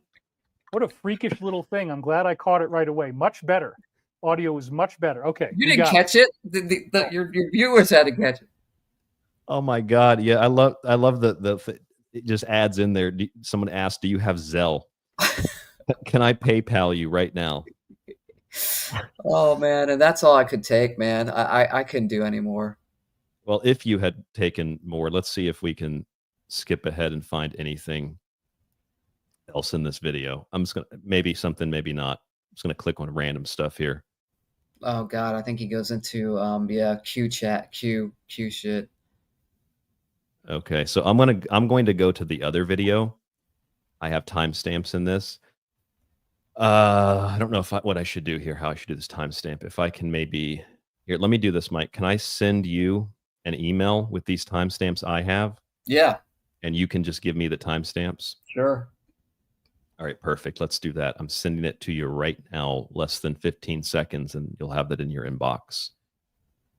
Should I send it to the same email I sent you the link? Yes. Okay. These aren't marked that aren't marked that well, but we can pick a few of them. I think one of them he talks about his colon again. I was making dinner and typing with one hand. So some of these, like one of them just says colon. So I'm not sure what that is, but it's talking about the minerals or something in his ass again, I guess. I don't know. I got it here. You got it. You got the first one here. You have like, it looks like it's 11 minutes and 45 seconds, but you don't have a subject next to it. It's just 11:45. Yeah, I think I just let's see, 11:45. It might be something good. It might not. I have no idea. We'll play it. 11:45. Yeah. Should be 11 minutes 45 seconds. Gotcha. David must be feeding moose and turkeys. Yeah, I'm doing great. Trent Hossick just donated $50. That's incredible. He says, David, this is my first donation to you, but I've been following since I discovered your name late last year. Praise the Lord, how I came across you, verified your message even before I ever listened. Jesus has directed me to you. God bless you, my friend. Thank you very much, Trent Hossick. Thank you for that new donation. That Trent said, I verified your message independently, which means that this Trent guy must have known Archangel Michael too. And yes, there's a very enigmatic second coming of Christ prophecy in this week's Archangel Michael time loop, which I'm getting a little ahead of myself there. Now it's talking about the Christ coming back. Exactly. He is targeting every market that he can, basically. So he's got all his UFO crap. He's got all his spiritual consciousness crap. He's got his Q-tard stuff. He's got his Christian-based Saint Michael, and now he's got the second coming of Jesus. Man, wow. He's got a lot. He's got a lot of plates. A lot of plates. All right, let's go back to this. What's the next one? Next one is 18 minutes 42 seconds. Aliens to see Christ. Oh yeah, this is great. He says the reptilians are here to watch Jesus. What was it? 18 what? 18:42. So 18 minutes 42 seconds. It's really, really cool, isn't it? So we got two more. Kaylin Robinson says he's not dying on stage, he's living on stage. Trent Hossick donated another $50. Thank you, buddy. This Trent guy is a fucking idiot. Wow. Green light activation is happening. I believe it's next month. The Lord told me to be ready to leave by the 24th. Yes, Heaven's Gate stuff. I have to be ready to leave Earth by next month. The Lord told me. That is Heaven's Gate. Hopefully this Trent guy shows up at his cabin. Pairing my oil like a... All I know is he better get all the donations he can out of Trent this month and next month by the 4th, because Trent's definitely drinking something that's toxic on the 24th. He's definitely not going to be around after that. You got to squeeze all the money out of him you can, David. Yeah, I mean, is the IRS watching this? Because that's actually the government's money that he needs to pay back. Guys, Virgin excited for today's show. Jesus is coming like a thief to take us home. Well, I don't know. We're talking about a very unique set of prophecies from Archangel Michael, but we'll get it. But you see, these people are just like crazy Christian wackos listening to this guy. Yeah, see, Everly Adams Michael says, trumps Jesus, okay? Yes. Yes, St. Michael. My military experience and inner knowing told me that this letter was legit right off the bat. I never looked back. I'm the nutter with those letters on my car since 2018. Wow. 7 years of idiocy. So yeah, I was very blessed and very gratified to be able to get people that had worked in this cosmic level of secrecy to give me their confidence, tell me what they were learning, tell me about the beings they met. When Pete Peterson told me that these beings were here to see the... Here we go. This is it. I might have had a premature timestamp, but this is it. Listen to this, Mike. That had worked in this cosmic level of secrecy to give me their confidence, tell me what they were learning, tell me about the beings they met. When Pete Peterson told me that these beings were here to see the manifestation of Christ, I just could not believe it. It was so exciting. It's like, wow. So this cosmic intelligence is essentially, and this is what it said. So I'd already seen this in my own work. In 1996, my life was changed when I found a book called The Law of One. And so the aliens are here to see the manifestation of Christ. They came from all over the galaxy, reptilians, Pleiadians, Greys, and they're here to see Jesus. That's pretty interesting, isn't it? It's pretty convenient when you're playing to a Christian audience. Oh, yeah. Yeah, he's already made like $500 off people. This Trent guy. But again, Trent won't be with us next month. He's going on the spaceship behind the comet. He's got his Nikes on. Yes, he's ready to go. He's already chopped his wiener off with the weed whacker. He is ready. He's got his Saturn shoes on. All right, what's the next timestamp that I had? You have a timestamp that says graffiti love at 29 minutes, 15 seconds. 29:15? Yes. Yeah, again, I don't know what these timestamps are, but that last one was pretty good. I remember one time in a bathroom, at college, I wrote graffiti and I wrote, I love myself. And man, I got all this hate graffiti after that. Like people really pissed off that I wrote that on the wall in a bathroom. So what that tells me is that in high school, he was already so lonely and depressed and sad and disconnected, which, you know, all of us have felt that way. So I don't have an issue with him because of that. But he was so desperate for attention and love that he tagged the bathroom wall of his school and said, "I love myself, David Wilcock." Yeah, that is really sad. Well, since Elizabeth left, he loves himself a lot more often. Yep, that's where the masturbation injuries come into play. I just admitted to I shouldn't have done that. Anyway, I'm sure they painted over it right away, but for a couple of weeks it was there. I haven't ever done that again, but you know, I was young and impressionable, and you know, it was college, and everybody was writing graffiti in our stall. It was this, you know. Yeah, but when people write graffiti, they normally don't write "I love myself" on the bathroom wall. That's similar to what he wrote in his book about that macaroni necklace. You ever hear about that or read that macaroni necklace he made? No. It's like this. He's got some serious childhood trauma to get to be kind to him for a second, because he wrote in one of his books, I forget which book it was. He wrote that he made a macaroni, I think it was a necklace or a bracelet, like macaroni jewelry, you know, where you like macaroni. I don't know if it's fusilli or shells, but he made macaroni. And I think someone broke it, if I remember that correctly. And he said it traumatized him for the rest of his school career because someone broke his macaroni necklace. It's just like crazy shit. I mean, it's no wonder he was on drugs. His psychiatrist saw him and thought, holy shit, this guy's a gold mine. Yeah, I think he's also telling these stories to take up time to get on that YouTube algorithm. So he makes more money. So he can't, so he kind of dives off in his kind of personal stuff. These stories could even be fake, right? We don't know that he actually wrote his name in some college bathroom stall. He could just, again, be playing the algorithm to make more money. Probably, possibly so. And also, you know, it's like a sad story. I wrote my name in graffiti on the bathroom wall. I was just so sad. And, oh, David, I'm so sorry. You know, I wasn't going to donate, but here's another $50. Yeah, we're so sorry you couldn't sleep for 3 days because there was smoke outside and you don't have AC, so you couldn't open any of your windows. I mean, you don't have a fan? You don't have a fan? Oh. This man's mansion is like worth over $1 million, and he doesn't have a fan, I guess. You're right. No AC, no fan. Yeah. Probably because he's probably running the computer off a generator. They shut his power off for non-payment. Hey, Mike, I got something. I'm sorry. Hold on a second. There you go. Blow it. Yeah. You dribbled. First off, you dribbled water on your mic, and then you blew into your microphone. Dribble water on yourself. But what's the next time? So yeah, it's not a time to love yourself. It's not 33 minutes. Church of Light. Great job, David. Thank you so much.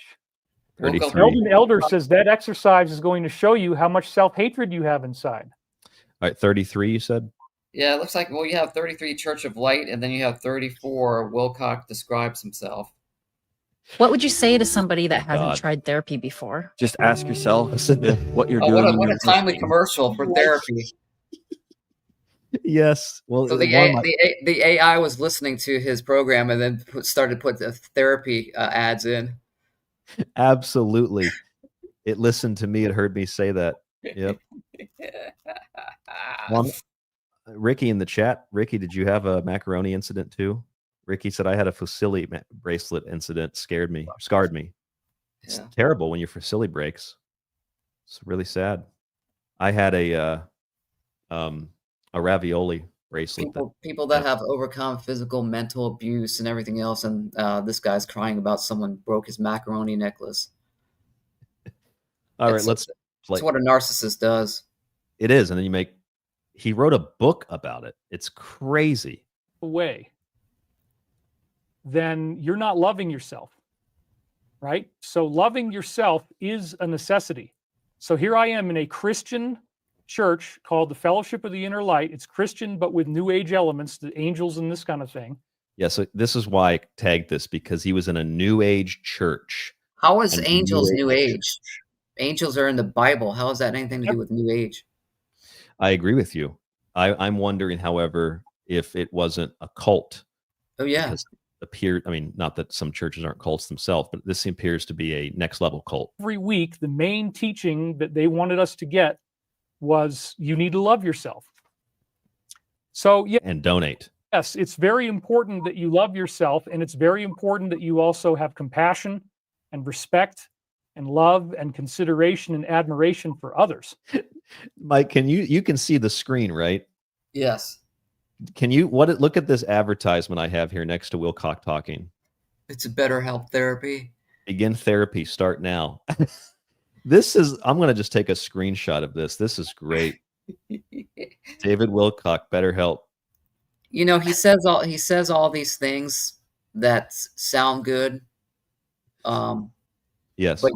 But yet he's the one telling lies and deceiving for money. It's craziness. It's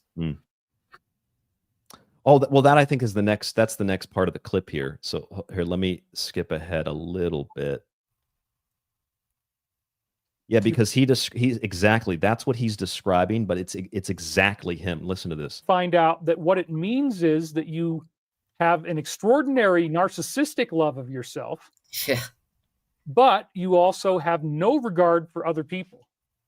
You see them as tools. You see them as playthings. You see them as trophies for your catalog to rack up wins against people and knock them down and put them into these impossible, paradoxical situations where they can't get out and they have to beg you for your help and forgiveness. You mean suing people? You mean trying to trademark things like your friend Corey Goode? You mean like ripping off your audience for 30 years, lying about ascension? You mean doxing people? You mean telling people that that I am working for the deep state because I asked Jordan Sather a question, that I was a terrorist for coming to contact? That's not a love and light person. He's describing himself. Oh, it's yeah, a very specific type of personality who is manipulative, who is jealous, who is lying and deceitful, and they try to play games and they try to trick you and they don't tell you the truth, and they use your open heart and your naivete and your love against you. They manipulate. That's what you do to your audience. Exactly. I thought that was a better description than anything I could have said, Mike. That last line especially. manipulating people's, love and all that too. Wow, so that's he's basically spilling his guts, telling you what he's doing to his listeners and his viewers. sounds like it to me. Oh, you gotta. I mean, if you've been ripping off people for that many years, you've got, even with a narcissistic, sociopathic personality, that guilt has got to weigh on you a little bit, Yeah. And maybe like we just said, maybe this is his way to kind of vent and get it off his chest. Yeah, like he was confessing for sure. Jackie, you're right. Yeah, it sounds like he was confessing. That's so bizarre, bro. That's so weird. Father, forgive me for I have sinned. It's been 25 years since my last ascension scam. I can teach you how to levitate. $777 for me to teach you to levitate. And 33 cents. But if you want this sex water, that's $69.99. Yeah. What's the next stamp? This shows up as a brainwave pattern. Next stamp is in which the frontal lobes are not really Let's active. go to 43 minute mark, spirits, symbols, and Uncle Jack. Yeah, he's got an insider named Uncle Jack. 43 what? What is it? It just does 43, so it's got to just be 43 minutes. Okay. Well, apparently because this is a real thing. There's something organized about it. We've talked about this many times before. So that's the core of what we would say is the negative presence on Earth. The hidden secret sauce here is that there's actually something, there's real beings involved that cannot openly reveal themselves to us. They can only reveal symbols and signs. So the world is ruled by signs and symbols. Those symbols allow them to imprint upon you thought forms. And so Uncle Jack, my insider who supposedly worked with top levels of this, supposedly said Mike. that the usage of these various symbols in our media and in our society, in our culture, they consider it to be a form of hypnosis. That there is something in your subconscious mind, your mass subconscious mind, that He's checking on those donations. has access to what these symbols really mean. Even if your conscious mind doesn't understand it, your subconscious mind that's clouded in with everybody else does. So the reason I tagged this was because he had said in one of these videos that all of your thoughts that are negative are actually aliens or demons or some kind of spirit that's putting those thoughts in your head. Nobody should ever have negative thoughts, which is like Stephen Greer saying that all aliens are positive. There's no negativity. And when I heard him say this about symbols, he's saying that symbols are only used by these people to like corrupt you and manipulate you. It's like that's not what a symbol is. The oldest, the most like ancient symbols are lines and spirals. They're like an archaic form of art and science. They're expressions of what people saw in the natural environment around them.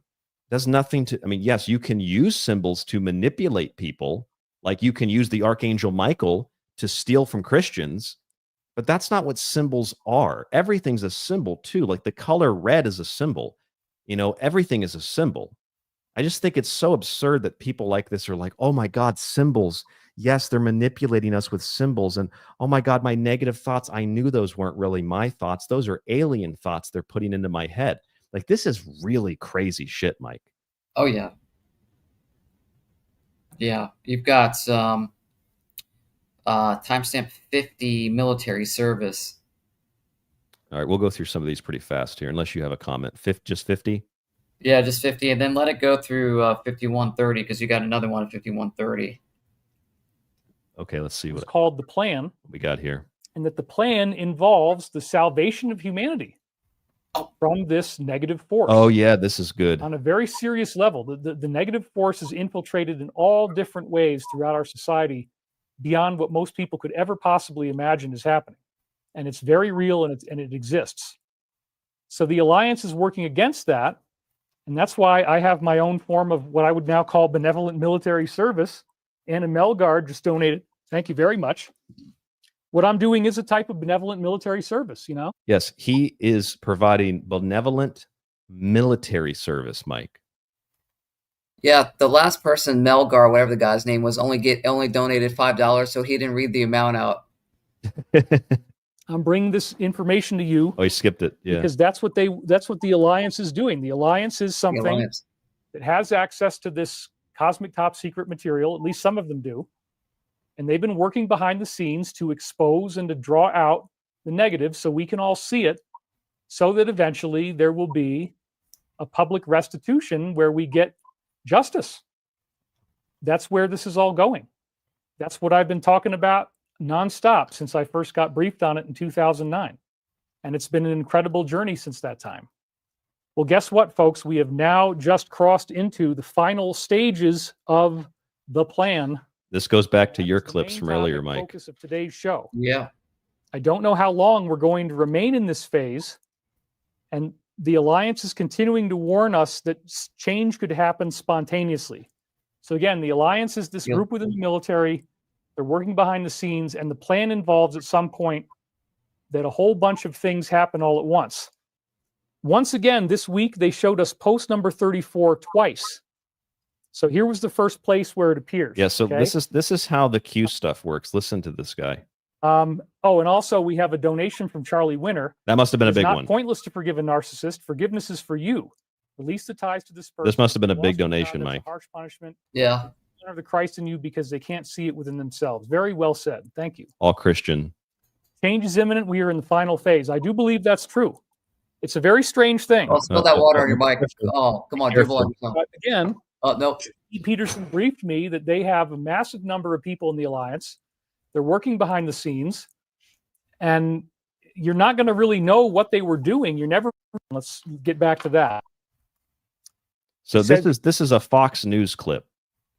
Okay. And he is claiming that the Fox News clip, because it's 40 seconds, relates to a Q post. Here, he just admits he wants everything on the table, This is Zelensky and Trump meeting. including troops, as part of a security guarantee to end it. He's demanding that we ensure his army stays strong with our taxpayer-funded weapons and training. So then notice that it says 40 seconds. What you then do is look at the post number. Post number 40, again, as we've said many times before, they seem to be doing this on purpose. 4-10-20 right there is what actually adds up to this all-important number. We have a 34 and a 35, and those are the two main ones. You know what this reminds me of? Remember when Sonny, when Charlie was in the mailroom and he was trying to connect the dots of, and he had all that shit on the wall with the Pepe Sylvia. Yep, yes, that's what this reminds me of just taking all this nonsense and just trying to tie just bullshit together. Yes, I'm going to pull that up. That is one of the funniest clips in television history. They're on to me, dude. Those guys are sharp as nails up there. You can't put anything past them. Oh my God, dude, I'm freaking out. I am so stressed out. I feel like I'm having a panic attack. You want to talk about stress? You want to talk about stress? Okay? I've stumbled onto a major company conspiracy, Mac. How about that for stress? So what you're saying, Mike, is this is basically how David Wilcock does his stream. Yes. You showed up. This company is being bled like a stuck pig, Mac, and I got a paper trail to prove it. Check this out. Take a look at this. Jesus Christ. That right there is the mail. Now let's talk about the mail. Can we talk about the mail, please, Mac? I'm dying to talk about the mail with you all day, okay? Pepe Sylvia. This name keeps coming up over and over again. Every day, Pepe's mail's getting sent back to me. Pepe Sylvia, Pepe Sylvia. I look at the mail. Well, this whole box is Pepe Sylvia. So I say to myself, I gotta find this guy. I gotta go up to his office. I gotta put his mail in his goddamn hands. Otherwise, he's never gonna get it. He's gonna keep coming back down here. So I go up to Pepe's office, and what do I find out, Mac? What do I find out? There is no Pepe Sylvia. The man does not exist, okay? So I decided, oh, shit, buddy, I got to dig a little deeper. There's no Pepe Sylvia. You got to be kidding me. I got boxes full of Pepe. Got boxes full of... So I start marching my way. I got boxes full of... What's the guy's name? Pete Peterson. I got boxes full of Pete Peterson. Way down to Carol and HR. And I knock on the door and I say, get You could... Go ahead, Mike. Yeah, no, exactly. It's like you can just string in anything together. Yep. And then he's like, not only do all these people exist, but they've been asking for their mail on a daily basis. Their jobs? Yeah. Anyway, go back to the clips. I'm sorry. No, that was good. That was good. I mean, that was totally, this is this cute crap. I got boxes full of Pete Peterson. Well, actually, he did have boxes full of piss jars at his house. Well, I'm going to skip down a little bit. We're going to go an hour, 53 minutes. You have colon written here. Oh, God. Okay. So we're probably going to go over the 3-hour mark. So we want to just finish this up and be done. Yeah. Let's finish it up here. Let's 1 hour, 53 minutes, colon. Then you got 1 hour, 59 minutes, ascension. Oh, okay. And I should actually show you this too. Look, this is the guy's house. Imagine being able to build an app. Shut up. He took a bathroom break and he played this video of him feeding turkeys. Look at the size of this guy's house, how nice it is. Here's him feeding the turkeys. This is part of his multi-million-dollar log cabin. Look at that. Future breakout of sunlight is ready to happen. Dude, do you how expensive it is to rent an apartment in this part of Colorado? Oh, this guy has, my God, look at that. Not really. It's going to stay cloudy. It's going to stay cloudy. That's okay. God. Okay. I'm sorry. 150. Yeah, no, I can't believe people see the luxury of this guy's cabin and still donate to him. Even though when he says that can't pay his bills, she can't shop at Crackle Barrel. What was it? Not Crate and Barrel, and he can't buy groceries at Whole Foods anymore. He can't afford it. Yes. Incredible, you guys. They just showed up again. Look, I mean, look at that separate house out his Yes. window. Look at that. Yeah, that's his garage or his storage or his cottage. Hi, turkeys. You guys hungry? Do you want dinner? Jeez, this is sad. Okay, so what's the stamp? I'm really sorry, Mike. I thought that was necessary to play 153 colon. Yeah, 1 hour, 53 minutes, colon, swollen colon. Swollen colon. As a metaphor of increasing vibration. That was part of it. But now this has a much deeper. Oh, yeah. Here he's talking about his like digestive problems and he put them into slideshows. So this actually was talking about how just selling off a couple of assets has really like calmed me down, stabilized me. I'm not worried about something that's about to hit. Selling a couple of assets. So he's had to sell some assets to deal with his IRS debt and other problems. Which he's like over $1 million in debt. He's selling a lot of assets, but he needs money. He has millions of assets, but he needs money.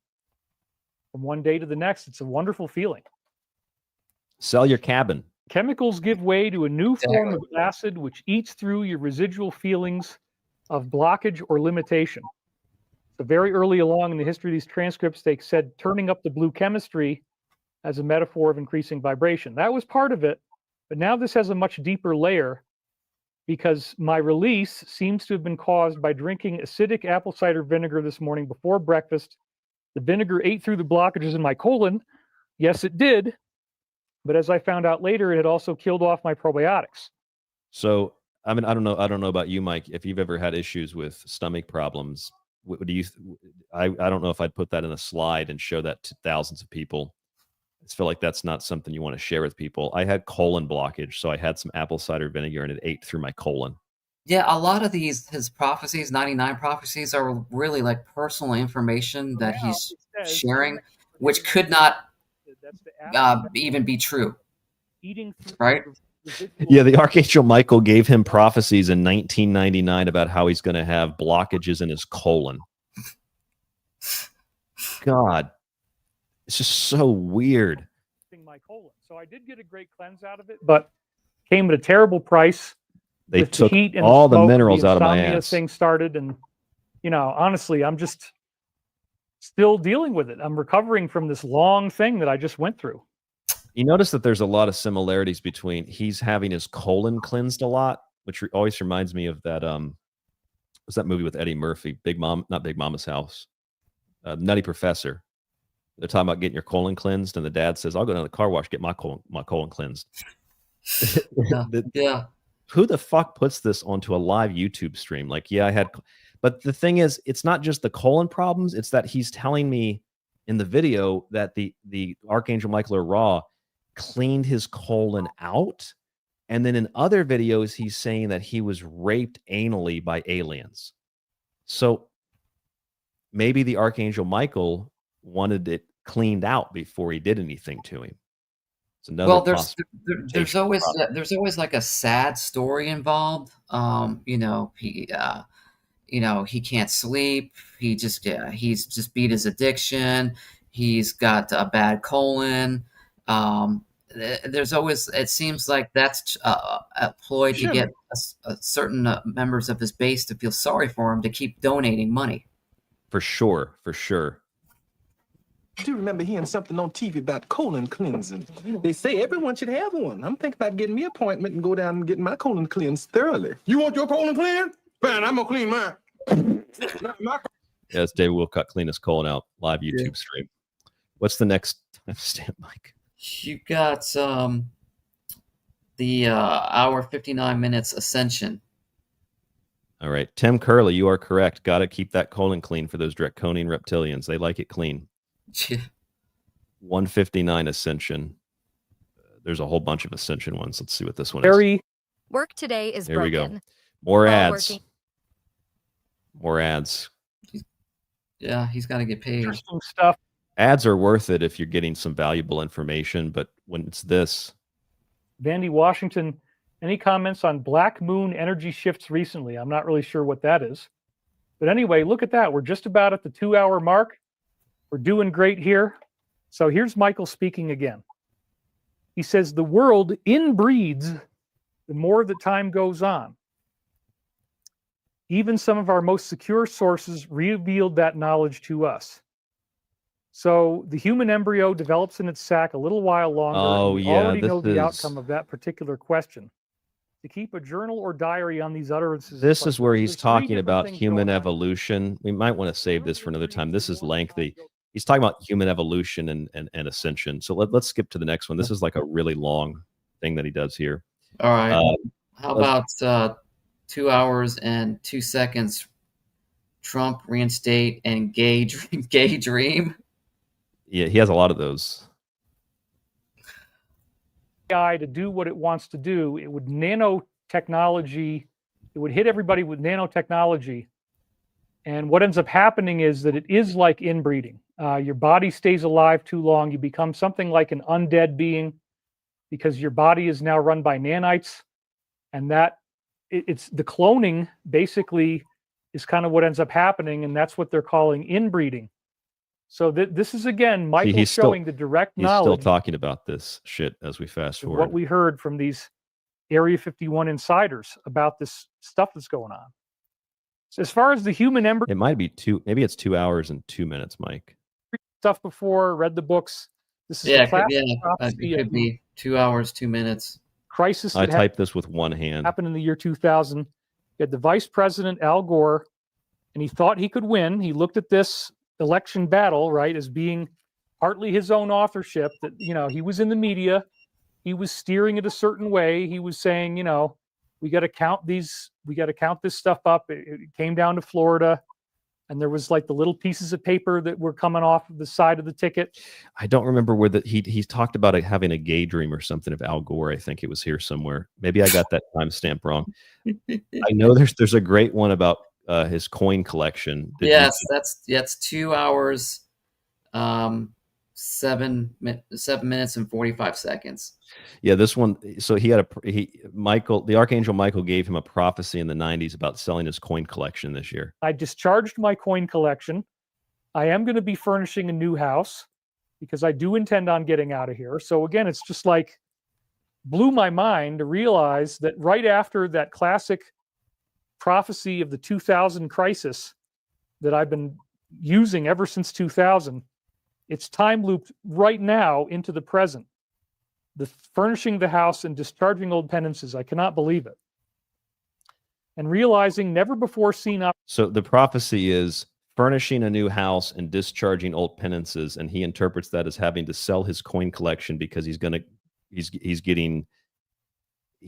under assault from the IRS. So is he saying that he's moving out of the cabin? Well, that's a good question. He did say that he was going to try to move to Sedona, where his ex-wife is, but he also said that he wants to just go down there for the summer, or rather for the winter, because it's too cold where he is. There's too much snow up in the mountains. It's he can't deal with the snow. So he needs to go down to some place like Sedona, which is also one of the most expensive places to live. He can't stand the snow, Mike. So he has to leave that mansion. Got to get those donations. Oh yeah. I need help living in Sedona. Does that work? Can Mike and I just say things like, hey, Mike needs a new house. Can you guys donate? Yeah, I can sell you blue water in like a plastic valve for $375 if anyone's interested out there. I know there's a timestamp here because I have it written down. What he's describing of ascension sounds like New Age rapture. It doesn't occur with the earth being destroyed. And that really changes the game compared to people's expectations of Bible prophecy, earth changes, tsunamis, super volcanoes, the sun burning off the surface of the planet, whatever the heck it is. These catastrophic scenarios are not going to happen. We're actually going to get a peaceful ascension process. Michael continually tells us this. It's very, very wild that this keeps coming up. So they have to release that negative energy. By the way, ascension is a concept of conscious evolving. Like when you recognize that you're not an animal and you're like a spirit, that's ascension. It's not a physical thing. And to be purged on Earth, that by the time this happens, the Earth will not tilt on its axis. That's what these angelic beings are supposedly doing, and they've been telling us this week after week for a really long time. It's a very interesting argument. Notice how he has, again, playing off his target markets to make money off of. So he's got his New Age crap in the background, and he also has the American flag in the background to play off the Q-tards. You notice? I think it's signed by Q.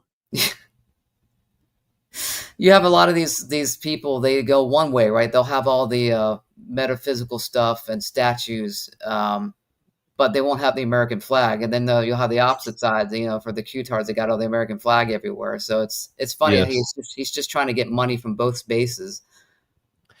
Yes. So it appears, I'm wondering if that thing behind him, I wonder if that on his right shoulder to the left, I wonder if that's like Michael's sword that he used to kill Satan. Is that a sword? Yeah, it looks like some type of sword. Yes, that is the Archangel. I mean, who knows? It could be a Power Ranger sword from Toys R Us. Who knows? Saint Michael, Archangel, is also the patron saint of Kiev. Let's see. I think he has a sword, doesn't he, at the capital? Yeah, there's Saint Michael's sword. Yep. David Wilcock that's Saint Michael's real sword, Mike. Yeah, he loaned it to David Wilcock. That looks plastic. Probably a green screen. It's not even real lights. These angels, instead of us having to have our planet destroyed in an Atlantis kind of thing, we're getting this 100 to 700 year grace period where we can all mature through this ascension process together. This is rapture stuff. The more Christ-like you've been up until now, the more activated you're going to get when this first wave occurs. That's the Michael prophecy. It's really, really interesting. I mean, I'm deeply honored to be able to be doing this. It's sad that it's, left me in a sleepless state lately, and that I've, oh, here we go. Pity party. Figure out how I'm ever going to get out of here. But I'm doing it, man. Multi-million-dollar mansion. Yeah, so the idea that the aliens are here to help us ascend and avoid the catastrophic solar flares or the flipping of the magnetic poles or something to that effect, they'll get us out just before we all die, as long as we've been Christ-like. And that's New Age rapture shit that he probably learned in that Church of Light that he was in. Yeah. And now he's incorporated it into the Michael prophecies. We got two more, then we'll wrap it up. All right. Tyrants in the chat says, how dare you and Mike talk about the great prophet like this? Yeah, he is one of the all-time greatest prophets ever. Yes, you're right, Nate. He's sacrificing for us. Yes, he is. Okay, what's the next? He's got to look at the screen to see what super chat came in, though. So you have a marker at 2 hours, 42 minutes, and 20 seconds called communism. Let's see what that one is. 242.20. The goat head. Oh, yeah. This is another one of those dumb symbol Q post things. Bringing up Which we got to through a series of video timestamps. Some of them having to do with Elon Musk's ex-girlfriend, just random shit that he saw online. Where is it at again? Okay. Bringing us to number 192. So then it says, why are China and Russia communist countries, and why are they closed out to the public? In other words, they don't let people just come in. Can you find an owl or the Y shape, which I think is more like a goat, the goat head? Can you find it there? No. So did they close down their countries to prevent evil from entering? That's apparently what they're saying. So there you go. He is saying that QAnon is claiming that China and Russia are closed off societies because they're trying to prevent evil from getting in. China and Russia, you can go to these countries. You have to have a plan if you're going to Russia. I don't know about China. And Russia's not even really communist anymore. I mean, China's not even really communist, capitalist in a lot of ways. But they're saying, can you, like, this stupid Q post is like, are they shutting down the countries to prevent evil from getting in? These countries are shut down because they have been evil. They've been fucking evil. They've been communist. And furthermore, Q is saying, was this to protect the children?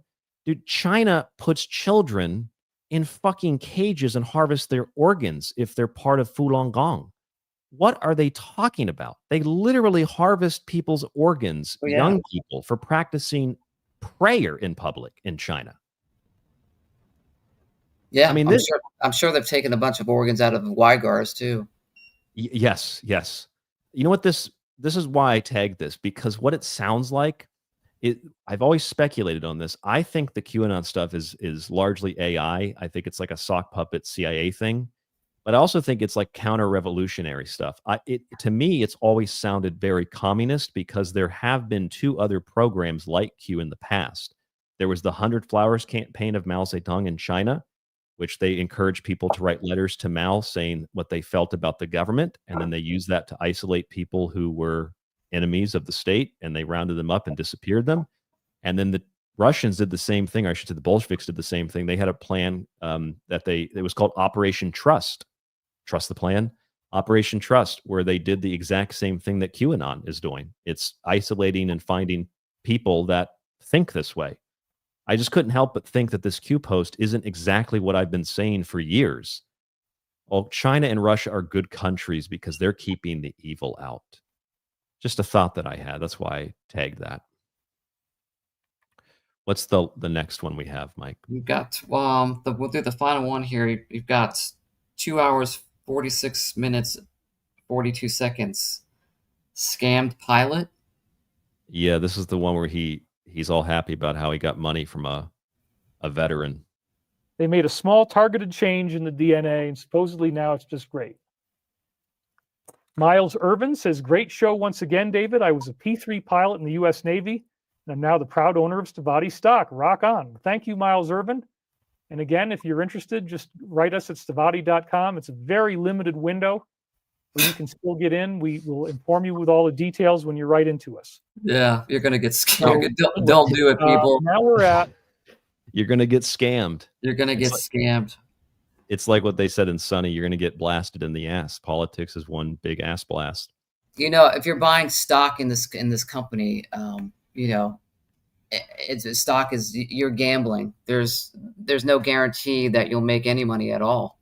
And I would actually disagree with you. It's not gambling. It's throwing your money completely away. At least in gambling, there's a chance you might win. This I just brought up on the screen. Look at this. This is the company's debt. They are $3,310,000 in debt and have produced nothing. Like, if you give this company money, you're an idiot. Oh yeah. You're gonna lose if you give this company money stock wise. That there's no way you're gonna get your money or a return on investment at all. You're gonna lose your money. Yes. So here's a P30. So I'm getting the impression that is this a World War II pilot that's listening to David Wilcock and gave him money and invested in Stavati Aerospace? So he just ripped off a World War II veteran.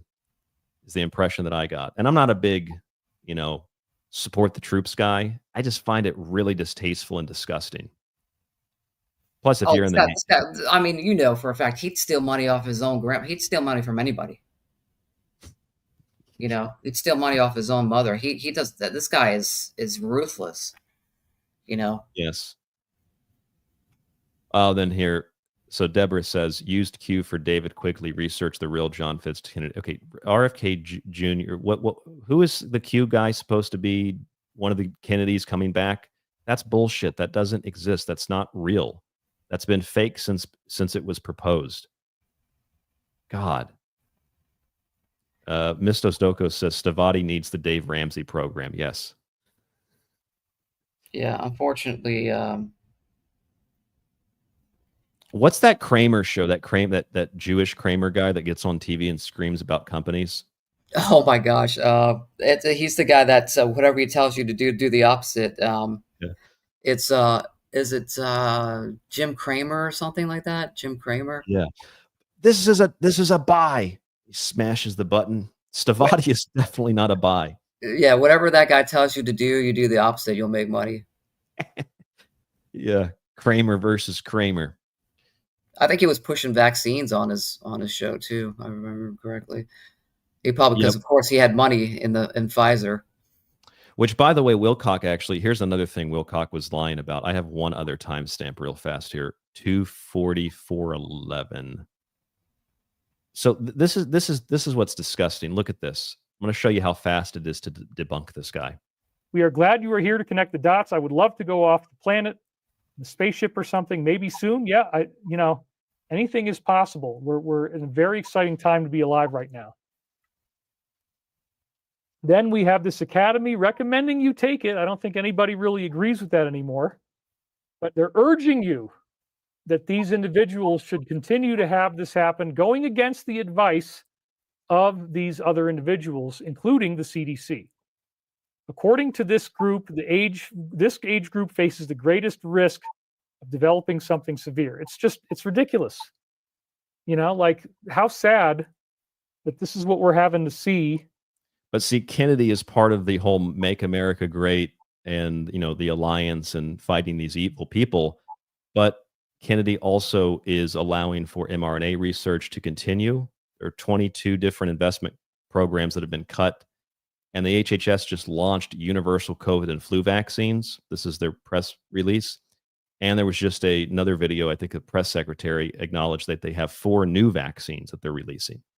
So telling people, hey, we're winning and the vaccines have been stopped when that's what's actually going on. This, it's so provably fake. It's one thing for him to talk about prophecies, but to talk about stuff like this that you can independently verify with a 2-second internet search is just totally disgusting. And it's frustrating because we sit here for 3 hours and prove all this stuff is wrong. And yet this show will be throttled on YouTube and maybe 500 people see it on YouTube. That's frustrating. It is. It is. And then he's got, what does he have? 200,000 subscribers or something? It is somewhere around 500,000. Oh my God. That's ridiculous. And how much did he make off super chats? I think we said 170,000. That's what I sent. You sent that to me, right? Yes. In an email. I will bring that up right now and show it. Wilcock Cash. Here's the email. Yeah, you screenshotted this from your computer? Yes. There's his revenue from chats. Last 7 days, $1,300. Total revenue, $170,000 that this piece of trash has made scamming World War II pilots, old people, fat, diseased people that want to leave the planet and go to Mars. This is disgusting. Yeah, that is a lot of money. That's no joke. I mean, and yet he's still complaining, saying he's tired, he's sick, he doesn't have AC. It's incredible, man. He is just one of the biggest pieces of shit out there. But he saw the Mother Mary, so on Thanksgiving, so I trust him. Yeah, I believe him. That's the only reason, do these shows. Basically, is to try to wake people up. Yes, that is the point of the show. We've gone over 3 hours tonight. I really appreciate you staying with us. Yeah.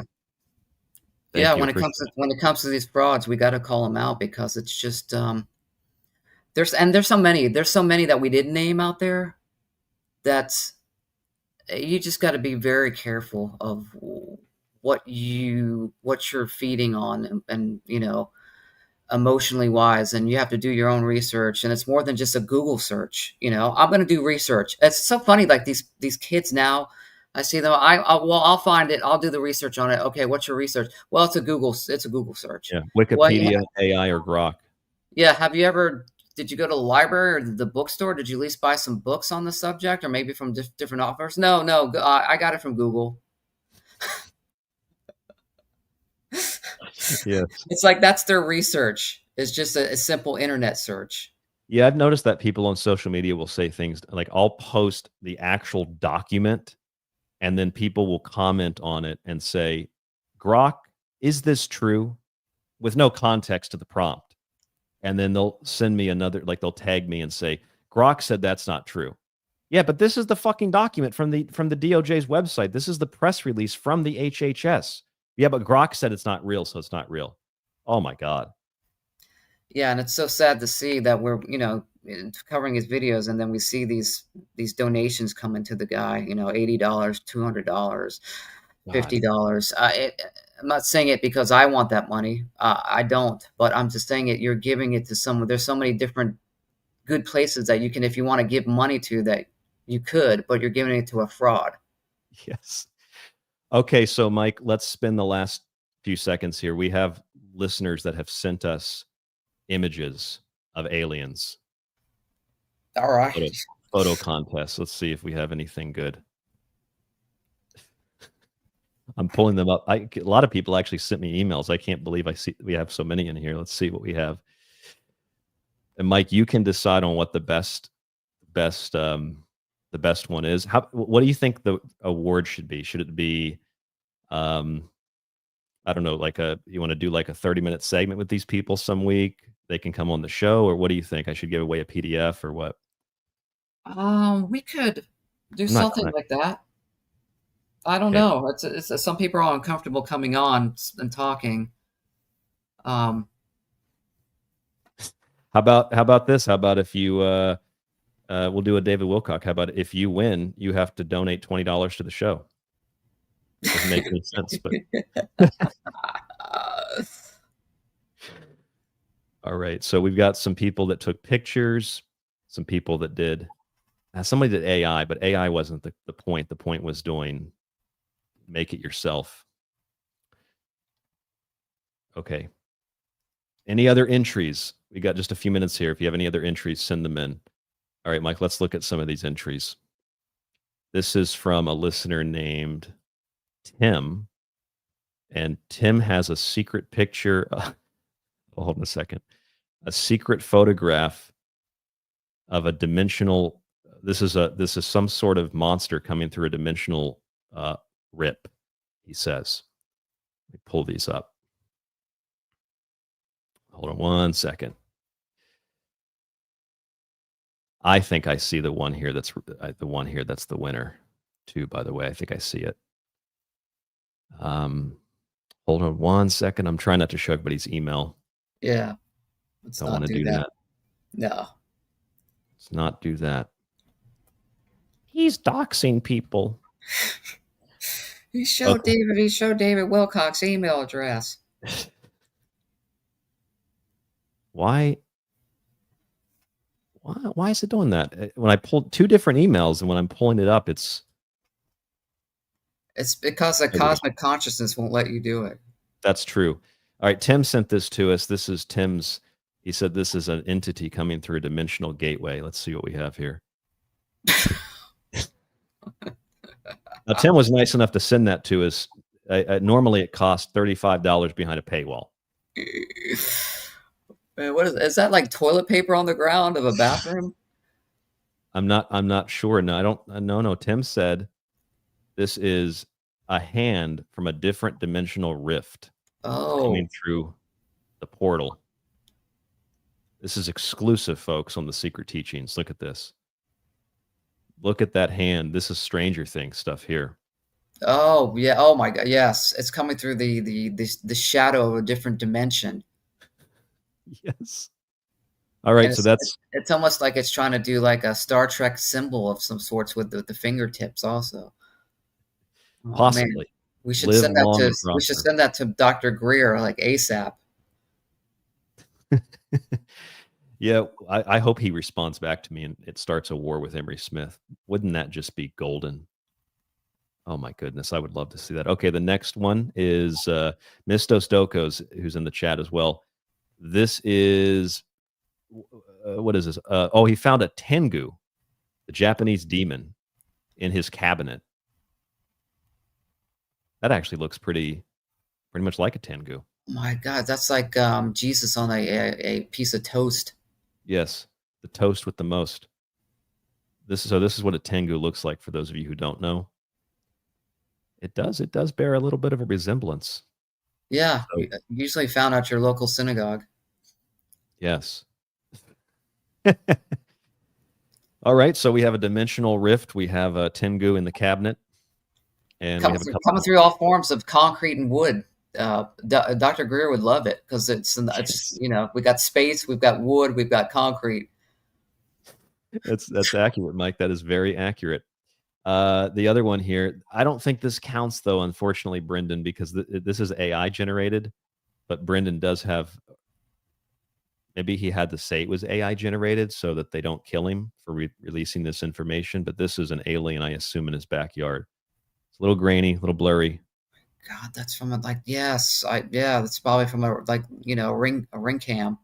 But actually, it's funny that you send that, Brandon. Although it's AI, it's because if you looked at the image that Mike had earlier, I mean, really, the image that you have is better than this image. Like, why couldn't Stephen Greer show this? Is it too obvious? Yeah. See, he's trying to. I think what the Greer's trying to, all these charlatans are trying to do is trying to take advantage of the spiritual, aspect of it. Yes. And so this alien is not like an alien, but more like a spirit entity. Precisely. Yeah. So it's not a gray. These other fascinating photographs. Oh my gosh! Yeah, he's like running out of the porta potty. Triangle UFO. I mean, that's even better than Greer's picture. I mean, we should send these to Greer so he can, at least update his photos. Look at that one. Holy shit, that's real. Oh my gosh, I might even believe that one. Yes. Wow, Brandon, are you sure that's not a real photograph? I think we have got to send these to Greer ASAP, and he'll put them up on his website.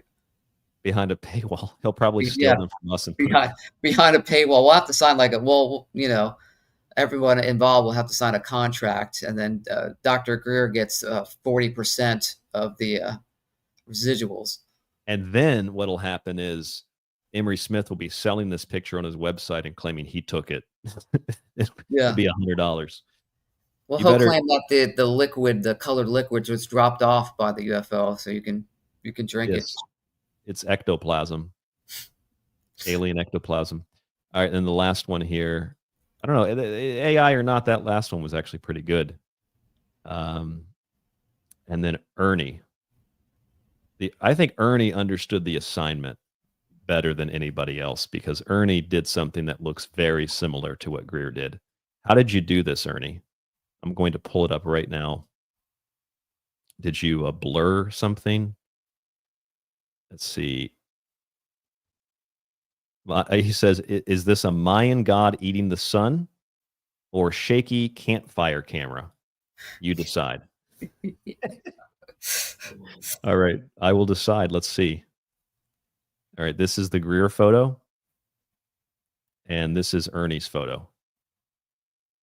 Gosh, I think Ernie stole that from Greer. Now, Ernie, what that looks like to me, so we're clear here, that appears to be a phoenix. Here you can see the beak. Here you can see the eye. Here you can see the head clearly turned backwards. And here you can see the body of this bird engulfed in flames. Ernie appears to have photographed a phoenix bird, Mike. Yeah, either that or he took his campsite photo and kind of just made it horizontal, and then the smoke coming from it blurred it a little bit. Yes, yes. One of those two, but I think I'm more inclined to believe that this is an alien type phoenix, or even like the arm of an alien extending from a ball of yellow light. It might be. If you look at it sideways, it almost looks like it's got like a Loch Ness monster thing going on. It's got a phoenix thing going on. It does have a campfire thing going on, but that's the least likely possibility. Wow. It's a dragon. Everybody says in the chat. Or GoBot says it's a dimensional alien. Or angel, excuse me. I think this says Louis Elizondo approves. I totally believe this because there's no timestamp to it. There's no really data to it. I believe this 100% is some type of alien entity. So yeah, for sure. All right, and I did this. I hope I get a break because I did this on air. So there really wasn't. I didn't have time to do anything else. I had to do this on air kind of secretly, but this is the image that I got in my studio of a jellyfish alien. You can see it's in black and white. They don't give off light. These are black and white creatures. Yeah, is that where is that? Where did you take that? Oh, it was here in the studio. I just, I was looking at my phone and I saw a flash of light and I looked over and took a picture of the wall and then this thing popped up on the wall. It's a jellyfish alien. I see some. Yeah, I see like it's got like little feet wheels. I guess that's how it's transverses the universe is through those are dimensional paddles. Yes, and then something's coming out of its rectum too, or something there at the bottom. I'm not sure, but maybe Wilcock can tell us about that. He seems to know all about rectums, but yes, yeah. I mean, that's another one we should send to Greer immediately, and have him posted on his website, of course, for a paywall, and then we get a cut. Yes. Now, ladies and gentlemen, these photos will go behind a paywall, so get a good look at them now, because the next time you see them, it'll be after I've drained your bank accounts. I think that was pretty good. That was a quick assignment. I mean, you gave it on, live on air for people, and very, very impressed with people responding so quickly. So nice job, everybody. Yes, very good job. I don't know if who won, Mike. Do you want to be the person who decides? No, I think everybody wins. Everybody did something unique. Yeah, I'm gonna give we'll give a liberal first place prizes to everybody that submitted. Everybody wins. Everybody wins. There's no losers. You don't come in last place. Everybody's first place winner. Which means, everyone gets nothing, but you all won. Yes. So let's look at these. Let's go through these with Stephen Greer. This is Greer's photo. Here's the dimensional hand. That might be the thing from Wednesday from the Addams Family. Here is the Tengu in the cabinet. That's really good. Here is the phoenix or the dragon or the campfire, the alien in the backyard, and then my jellyfish alien in my studio. Look at what you can do with a phone filter live on air. Yeah, exactly. Right. All right. There you have it. There you have it. Please make it a coffee table book. Patriot Girl says, yes, we should. We should take all these photographs. You know what? You could probably do that. You could probably take a bunch of stupid photos like that and just publish it in a book. I mean, people publish books called, there's one called the Alien Encyclopedia, where they made an encyclopedia and they're all CG AI images.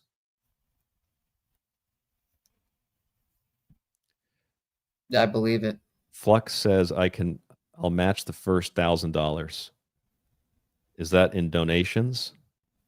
Oh, everybody. Okay. I'm just one nut. Said everybody donate $500,000, please. Yes. These are exclusive photos, folks. They're going to kill me after the show. I need security money.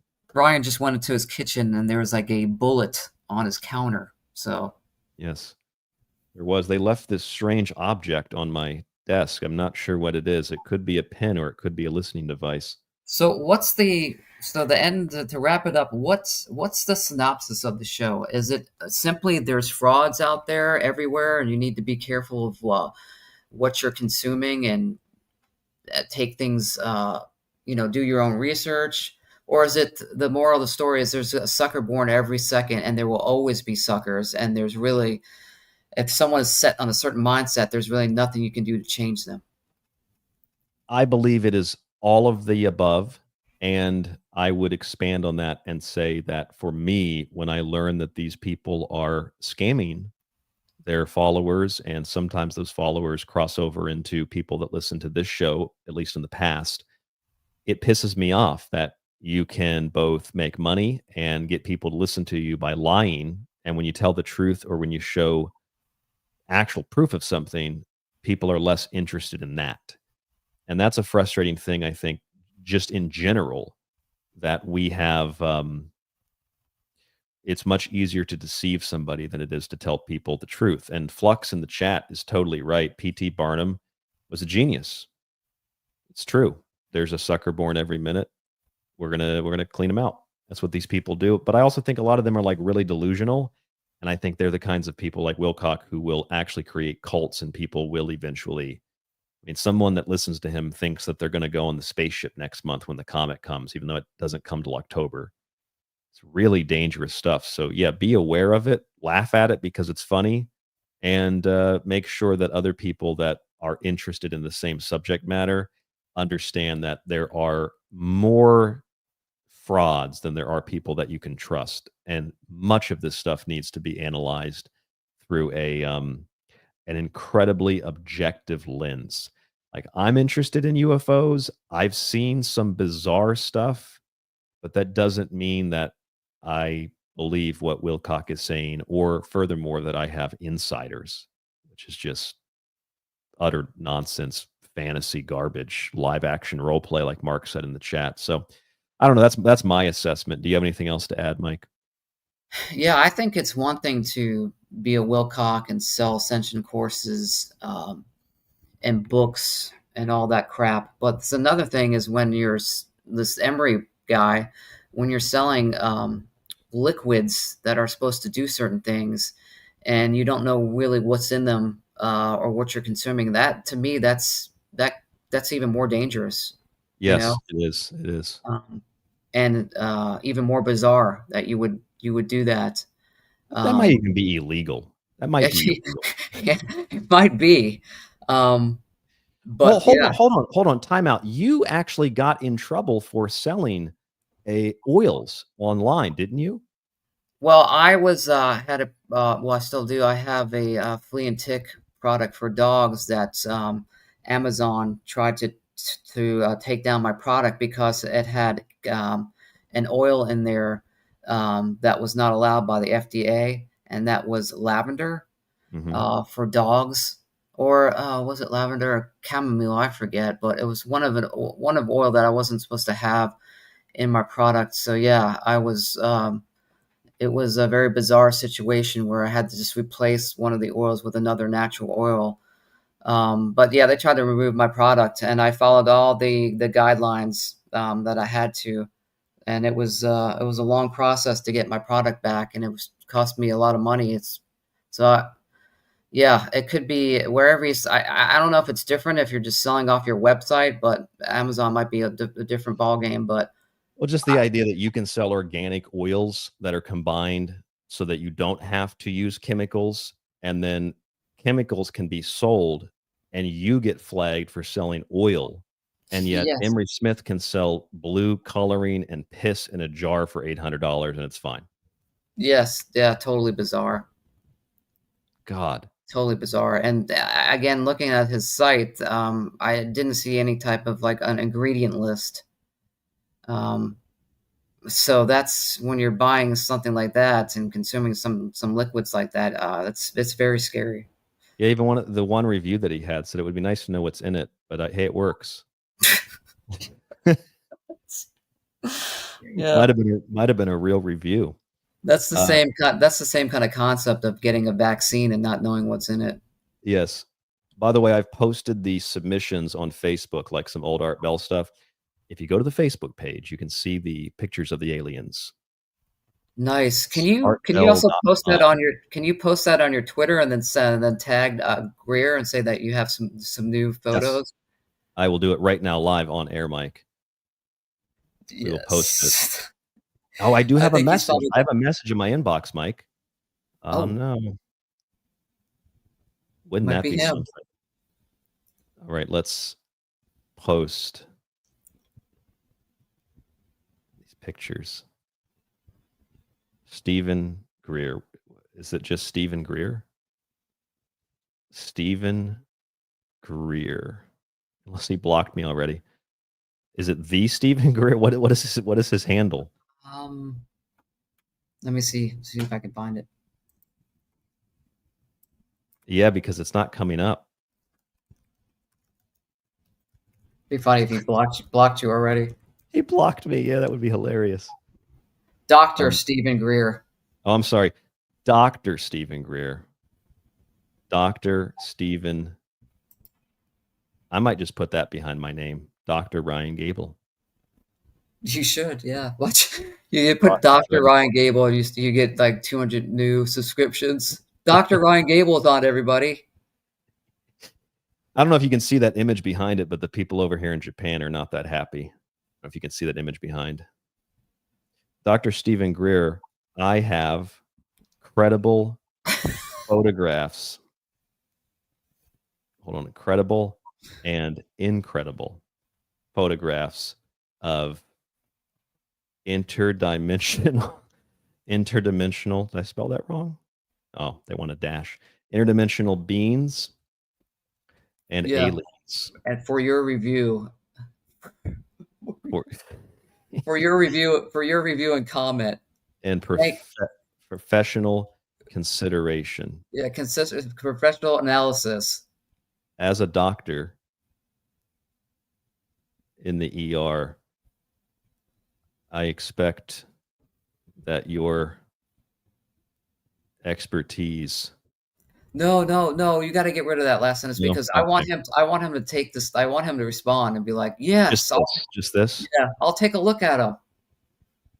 Oh my! I've seen some of the same things. I'll post them immediately to my site. There we go. Oh my God. Let's see if. Oh my God, these people are disgusting on social media. Nobody has commented on it. Nobody has shared it. Nobody has said anything. Although I was called a pervert pedophile. That's nice. Wow. You want to know why I was called a pervert pedophile? Look at that. I said the difference between Gaza and Auschwitz is that the latter is a bombing range where nobody is intended to survive. Hospitals are destroyed and children are targeted, whereas the former was a place of forced labor where over 3,000 babies were born and more than adequate medical care was provided to the inmates. The difference between Hitler and Netanyahu is vast because the latter is based on a mythology and no context, supposedly killed discriminately, whereas the former kills indiscriminately. Israel is worse objectively. And somebody called me a pervert pedophile. What the hell does that mean? I don't know. What does that mean? They are girls? Sock puppet. Yeah, some weirdo. They're out there, as we just went through many of them. Yes, people think this is hilarious in the chat. Thank you guys for sticking around. If we get any kind of feedback, we will do a follow-up show.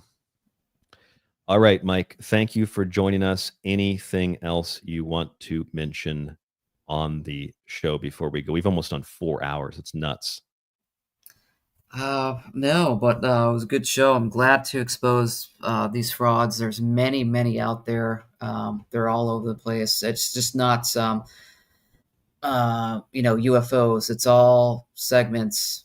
So yeah, I think we did a good job of and had some comedic relief to doing it. So we did. Thank you all for participating in the Make a Fake Alien. Yeah. Thank you, everybody, too, for sticking around. We went 3 hours?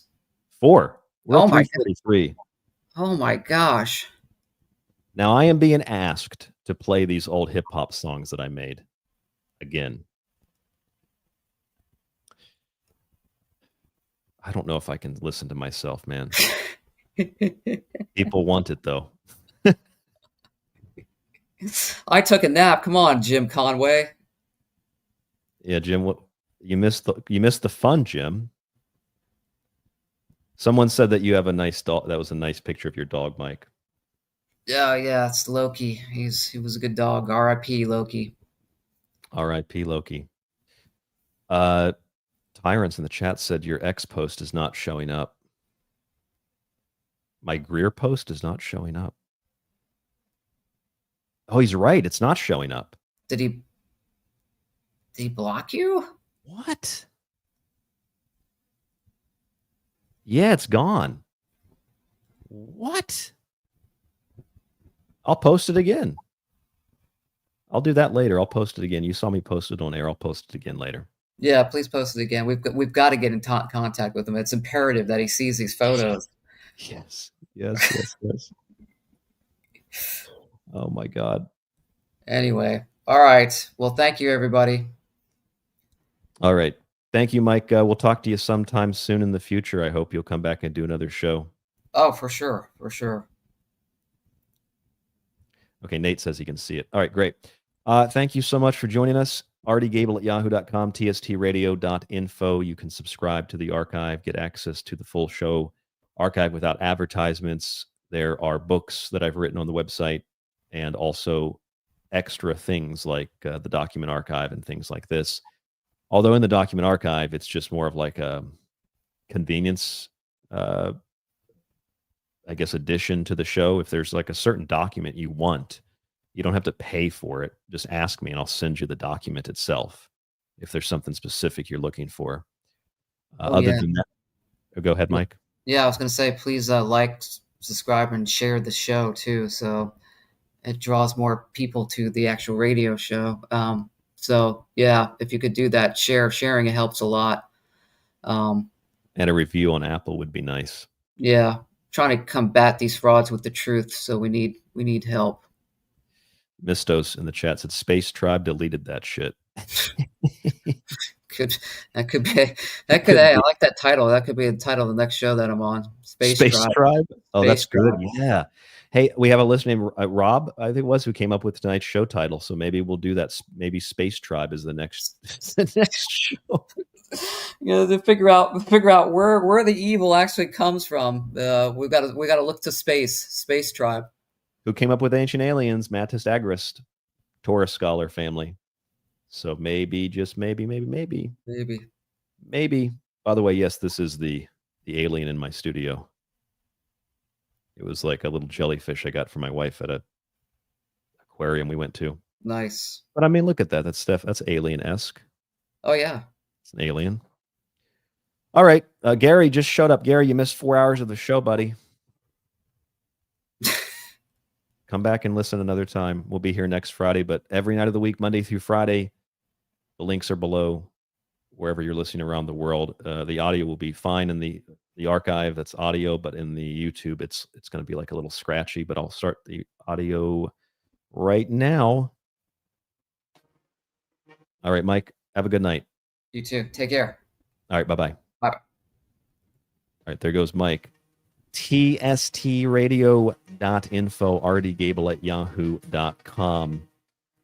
I'll tell you what, Joe and everybody in the chat asking for that music, I will find all those songs and I'll do like a special, I don't know, DJ session where we'll play it all on like a separate show that's not an official show. That's what we'll do. Thank you so much for tuning in. Stay safe, stay informed, stay healthy. I will talk to you on the next broadcast.